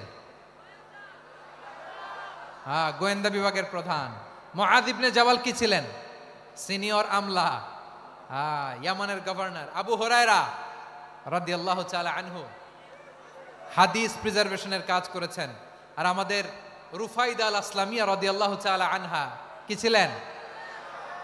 নার্স ছিলেন। নার্স হয়ে মেডিকেল সেবা দিয়েছেন। প্রিয় ভাইয়েরা, পুরো আলোচনার যদি সামারি করি তাহলে বিশ্বনবী যেভাবে হিউম্যান রিসোর্সকে ম্যানেজ করেছেন, যার যেখানে প্রতিভা কাজে লাগিয়েছেন, আমরাও যদি করি আমাদের বাংলাদেশের চিত্র আমরা পাল্টে দিতে পারবো। আমরা শুরুতে শুনেছি মানুষের আছে অসীম সম্ভাবনা, প্রতিটা মানুষ অনন্য, যত্ন নিলে যথাযথ পরিচর্যা করলে মানুষ বিশ্ব জয় করতে পারে। ঠিক কিনা? আমাদের হাফেজে কোরআনের সামনে দাঁড়াতে পারে এমন কোনো হাফেজে কোরআন আল্লাহর জমিনে জন্ম হয় নাই। গোটা বিশ্ব কাঁপিয়ে তারা সেরা। আমাদের ক্রিকেটাররা সেরা, আমাদের তৈরি পোশাক শিল্প সেরা। এরকম অনেক অনেক সেরা জিনিস আছে, আমরা এগুলোরে নার্চারিং করতে পারি নাই, পরিচর্যা করতে পারি নাই, সঠিক তারবিয়াতের অভাব। তাহলে মানুষের অসীম সম্ভাবনাকে কাজে লাগাতে হবে। ঠিক কিনা বলেন? ইউনুস গভর্নমেন্টকে আমি বলবো, অল্প সময়ের জন্য আপনারা এসেছেন, সংস্কারও করতে হবে, আবার নির্বাচনও করতে হবে। সব সংস্কার হয়তো করতে পারবেন না, যতটুকু পারবেন এর মধ্যে আমাদের যে হিউজ ম্যান পাওয়ার, আমাদের যে মানব সম্পদ, হিউম্যান রিসোর্স, এটাকে ডেভেলপ করে আপনাদের যেতে হবে। যেটা পারবেন না সেটাকে পরবর্তী নির্বাচিত গভর্নমেন্টের কাছে রেখে যেতে হবে, যে তারা যেন করে, তাদের কাছে আপনারা এটা রেখে যাবেন। তাহলে মানুষ চাইলে বিশ্ব জয় করতে পারে। আর মানুষকে হারাতে পারে কেউ? জোরে বলো যশোর, মানুষকে হারাতে পারে কেউ? আল্লাহ আমাদেরকে জনসংখ্যা দিয়েছেন। প্রিয় ভাইয়েরা, এই জনসংখ্যা অনেক বড় সম্পদ, এটা আমাদের জন্য অভিশাপ নয়, আশীর্বাদ। আমাদের জনসংখ্যাকে যদি আমরা জনশক্তিতে রূপান্তর করতে পারি, আজকে বাংলাদেশ যে অবস্থানে দাঁড়িয়ে আছে, বাংলাদেশ তার 20 গুণ উন্নতির শিখরে চলে যাবে। চিল্লায় বলো ঠিক কিনা? আমাদের শ্রমিক ভাইয়েরা বাইরে কাজ করে, আমাদের শ্রমজীবী ভাইয়েরা, প্রবাসীরা, তাদের ব্যাপারে গুরুত্ব দিতে হবে। আমাদের শ্রমের দাম সবচেয়ে কম, সবচেয়ে কম। তারা এম্বাসিতে গুরুত্ব পায় না, এয়ারপোর্টে গুরুত্ব পায় না। এই সরকার অবশ্য তাদেরকে অনেক গুরুত্ব দিচ্ছে। আমাদের অদক্ষ শ্রমিককে যখন আমরা দুবাই পাঠাই অল্প বেতন পায়, কিন্তু ইন্ডিয়ানরা দক্ষ শ্রমিক পাঠাইলে তার 3 গুণ বেতন পায়। আমরা আমাদের শ্রমিকদেরকে অদক্ষভাবে আর পাঠাতে চাই না, দক্ষ শ্রমিক পাঠিয়ে আমরা রেমিটেন্সের বন্যা বইয়ে দেব। আমাদের শ্রমিকদের পাঠানো রেমিটেন্সের টাকায় সচল থাকে আমার দেশের অর্থনীতির চাকা। তাদেরকে সবচেয়ে গুরুত্ব দিতে হবে। আমরা পেয়েছি ফ্রিডম ফাইটার, মুক্তিযোদ্ধা, আর আমার প্রবাসী ভাইরা হচ্ছে রেমিটেন্স ফাইটার। জোরে বলো ঠিক কিনা? তাহলে আমাদের এই জনশক্তিকে জনসম্পদে ট্রান্সফর্ম করতে হবে, ঠিক কিনা বলেন? সরকার জনগণকে এভাবে পলিশ করতে হবে। মা বাবারা ছেলে মেয়েদের মধ্যে কার কোন যোগ্যতা তাকে ওইভাবে কাজে লাগাতে হবে। সবার এ প্লাস পাওয়ার কোনো দরকার নাই। আমাদের দেশে একটা টেন্ডেন্সি আছে, পরীক্ষায় এ প্লাস না পাইলে কই তুই কি করলি, পাশের বাড়ির ছেলে এ প্লাস পাইছে, যা ওর পা ধোয়া পানি খা। কি খা? তা আমি ভাবছি যে পা ধোয়া, এ প্লাস পাওয়া ছেলেদের পা ধোয়া পানির একটা পানির ব্র্যান্ড বানাইতে হবে, এরকম লেখা থাকবে এ প্লাস পাওয়া ছেলেদের পা ধোয়া পানি। খাওয়া নাই, এগুলার খাওয়া নাই। ওরে আল্লাহ এ প্লাস পাওয়ার জন্য বানাইছে, আর আপনার ছেলেকে এই এ প্লাস গুলারে নিয়ন্ত্রণ করার জন্য আল্লাহ বানাইছে। ওকে দিয়ে আল্লাহ কি করবে আপনি জানেনই না। একটা এ প্লাস, একটা এ গ্রেড একটা মানুষের জীবনকে ঠিক করে দিতে পারে না। আপনার ছেলেকে আল্লাহ অন্যদিকে যোগ্যতা দিয়েছে, ওদের মনোবল ভাঙবেন না, খবরদার খবরদার। ছেলে মেয়েদের মনোবল ভাঙবেন না। যাকে দিয়ে যেটা হবে তাকে দিয়ে সেটা করতে হবে, তার প্রতিভাকে সেভাবে কাজে লাগাতে হবে। তাহলে বাংলাদেশ, আমাদের এই জনসংখ্যা জনসম্পদে রূপান্তরিত হবে। আমাদের সরকারের তত্ত্বাবধানে আমাদের 18 কোটি জনগণ দক্ষ জনশক্তিতে রূপান্তরিত হোক, আমরা চাই কি চাই না? আমরা ভালো মানুষ, শ্রেষ্ঠ মানুষ হতে চাই কি চাই না? ওই জাপানিজদের মতো সৎ, ওই ইউরোপিয়ানদের মতো কালচার্ড। আমাদেরকে আল্লাহ তাআলা কোরআন সুন্নাহ অনেক কিছু দিয়েছেন, যেহেতু বর্তমানে আমরা দেখছি তারা সৎ, তাদের মধ্যে ভ্যালু আছে, সেগুলো আমাদের মধ্যে আনার দরকার আছে না নাই? আর ইসলাম দিয়ে আমাদের জীবনকে সাজাতে হবে, ইসলাম দিয়ে আমার পরিবারকে সাজাতে হবে। ইসলাম থেকে, কোরআন থেকে প্রেসক্রিপশন না নিলে জীবন সুন্দর হবে না। কোরআন থেকে প্রেসক্রিপশন না নিলে সমাজ সুন্দর হবে না। কোরআনের প্রেসক্রিপশন না মানলে রাষ্ট্র সুন্দর হবে না। কোরআনের প্রেসক্রিপশন অ্যাপ্লাই না করলে শুধু দুর্নীতি দমন কমিশন দিয়ে দুর্নীতি বন্ধ করা যাবে না। এজন্য কোরআনের আইন আমরা চাই কি চাই না? প্রিয় ভাইয়েরা, হিউম্যান রিসোর্স ডেভেলপমেন্ট, মানব সম্পদের উন্নয়ন, আমাদের সরকার যেন এদিকে নজর দেয়। আমরা যেন এই ব্যাপারে যত্নবান হয়ে উঠি। যাকে আল্লাহ যে যোগ্যতা দিয়েছে, এই যোগ্যতা দিয়ে আমরা যেন ইসলামের জন্য, দেশের জন্য কাজ করি। আমরা যেন আমাদের স্কিল ডেভেলপ করি, আমাদের পটেনশিয়ালকে ডেভেলপ করি। মোরালিটি, ভ্যালিউজ নিয়ে শায়েখ আহমদুল্লাহ আলোচনা করেছেন, এগুলো দিয়ে যেন আমরা আমাদেরকে সাজাই। আল্লাহ তাআলা আমাদের দেশকে তুমি নিরাপদ করো, আমরা পড়ি আমিন। আল্লাহ আমার 18 কোটি জনগণকে তুমি জনশক্তিতে রূপান্তরিত করো, আমিন। আল্লাহ আমরা হাতে হাত রেখে, কাঁধে কাঁধ মিলিয়ে, ভাইয়ে ভাইয়ে যেন এই দেশকে গড়তে পারি, আল্লাহ তুমি তৌফিক দান করো, আমরা পড়ি আমিন। আমার প্রিয় মহিউদ্দিন ভাই বলেছেন, হুজুর এমন একটা ঘোষণাপত্র দিয়ে যাবেন আজকের এই ঐতিহাসিক যশোরের প্রোগ্রামে, যেটা গোটা বাংলাদেশে মানুষ এটার উপর আমল করে। আমি যে কথাটা বলেছি এটাই, আসুন আমরা আমাদের জনসংখ্যাকে জনসম্পদে ট্রান্সফর্ম করি। আমাদের জনসংখ্যাকে আমরা যেন জনশক্তিতে রূপান্তরিত করি। জনসংখ্যাকে ট্রান্সফর্ম করে জনশক্তি দিয়ে আমরা যেন আগামীর বাংলাদেশ, স্বাধীন বাংলাদেশ 2.0-কে গড়ে তুলি। আল্লাহ তাআলা আমাদের সবাইকে কথাগুলো বোঝার, আমল করার তৌফিক দান করুন। এই জেনজি, ক্ষমা করে দিও আমাকে, অনেক ধমক দিছি, বকা দিছি।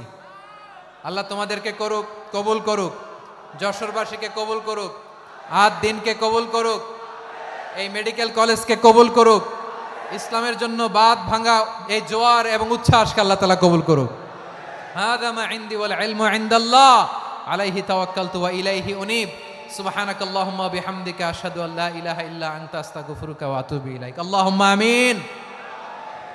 রব্বানা ظلمنا أنفسنا وإن لم تغفر لنا وترحمنا لنكونن من الخاسرين. ربنا آتنا في الدنيا حسنة وفي الآخرة حسنة وقنا عذاب النار. ও বিশাল আকাশের মালিক, বিশাল জমিনের মালিক, তোমার আকাশ বাতাসের তুলনায় আমাদের হাত দুইটা বড় ছোট্ট রে আল্লাহ। ছোট দুটি হাত পেতে বুক ভরা আশা নিয়ে তোমার শাহী দরবারে চেয়ে রইলাম। আমাদের জিন্দেগির গুনাহ খাতা তুমি মাফ করে দাও। আমাদের আব্বা আম্মা, দাদা দাদি, আত্মীয় স্বজন সবার গুনাহ খাতা তুমি মাফ করে দাও। আমাদের যত আত্মীয় স্বজন কবরের বাসিন্দা, প্রত্যেকের কবরটারে তুমি কোরআনের নূর দিয়ে মোনাওয়ার করে দাও। আল্লাহ আজকের এই যশোরের প্রোগ্রামকে তুমি কবুল আর মঞ্জুর করে দাও। সূরা বনী ইসরাঈলের 70 নম্বর আয়াতের আলোকে জনসংখ্যাকে কিভাবে জনশক্তি জনসম্পদে রূপান্তরিত করা যায় সিরাতের লেন্সে সিরাত থেকে আমরা শুনলাম। যা কিছু শুনলাম আমল করার তৌফিকে দাও রব্বুল আলামিন। আমার বাংলাদেশকে সোনার বাংলাদেশ হিসেবে কবুল করে নাও। আজকের প্রোগ্রামে যারা জয়েন করলো তাদেরকে তুমি কবুল করে নাও রব্বুল আলামিন। লক্ষ লক্ষ নারী পুরুষ যশোরের এই ঐতিহাসিক তাফসীর প্রোগ্রামের মাহফিলে জয়েন করেছে আল্লাহ, যেভাবে সহি সালামতে আজকে মাহফিলে জয়েন করলো, সহি সালামতে প্রত্যেক ভাই এবং বোনকে তুমি গন্তব্যে পৌঁছে দিও আল্লাহ। কত বড় বড় আল্লাহর ওলিরা এখানে এসেছে, মাদ্রাসার হুজুররা এসেছে, পর্দার আড়ালে কত বড় নেককার নারীরা এসেছে আল্লাহ। যার হাতকে তোমার পছন্দ হয়, যার ইবাদতকে পছন্দ হয়, তার ইবাদতের ওসিলায় আজকের দোয়াটা তুমি কবুল আর মঞ্জুর করে দাও। রব্বানা তাকাব্বাল মিন্না ইন্নাকা আনতাস সামিউল আলিম ওয়া তুব আলাইনা ইয়া মাওলানা ইন্নাকা আনতাত তাওয়াবুর রহিম। সুবহানাকা রাব্বিকা রাব্বিল ইজ্জাতি আম্মা ইয়াসিফুন ওয়া সালামুন আলাল মুরসালিন والحمد لله رب العالمين واجعل آخر كلامنا عند الموت لا إله إلا الله محمد رسول الله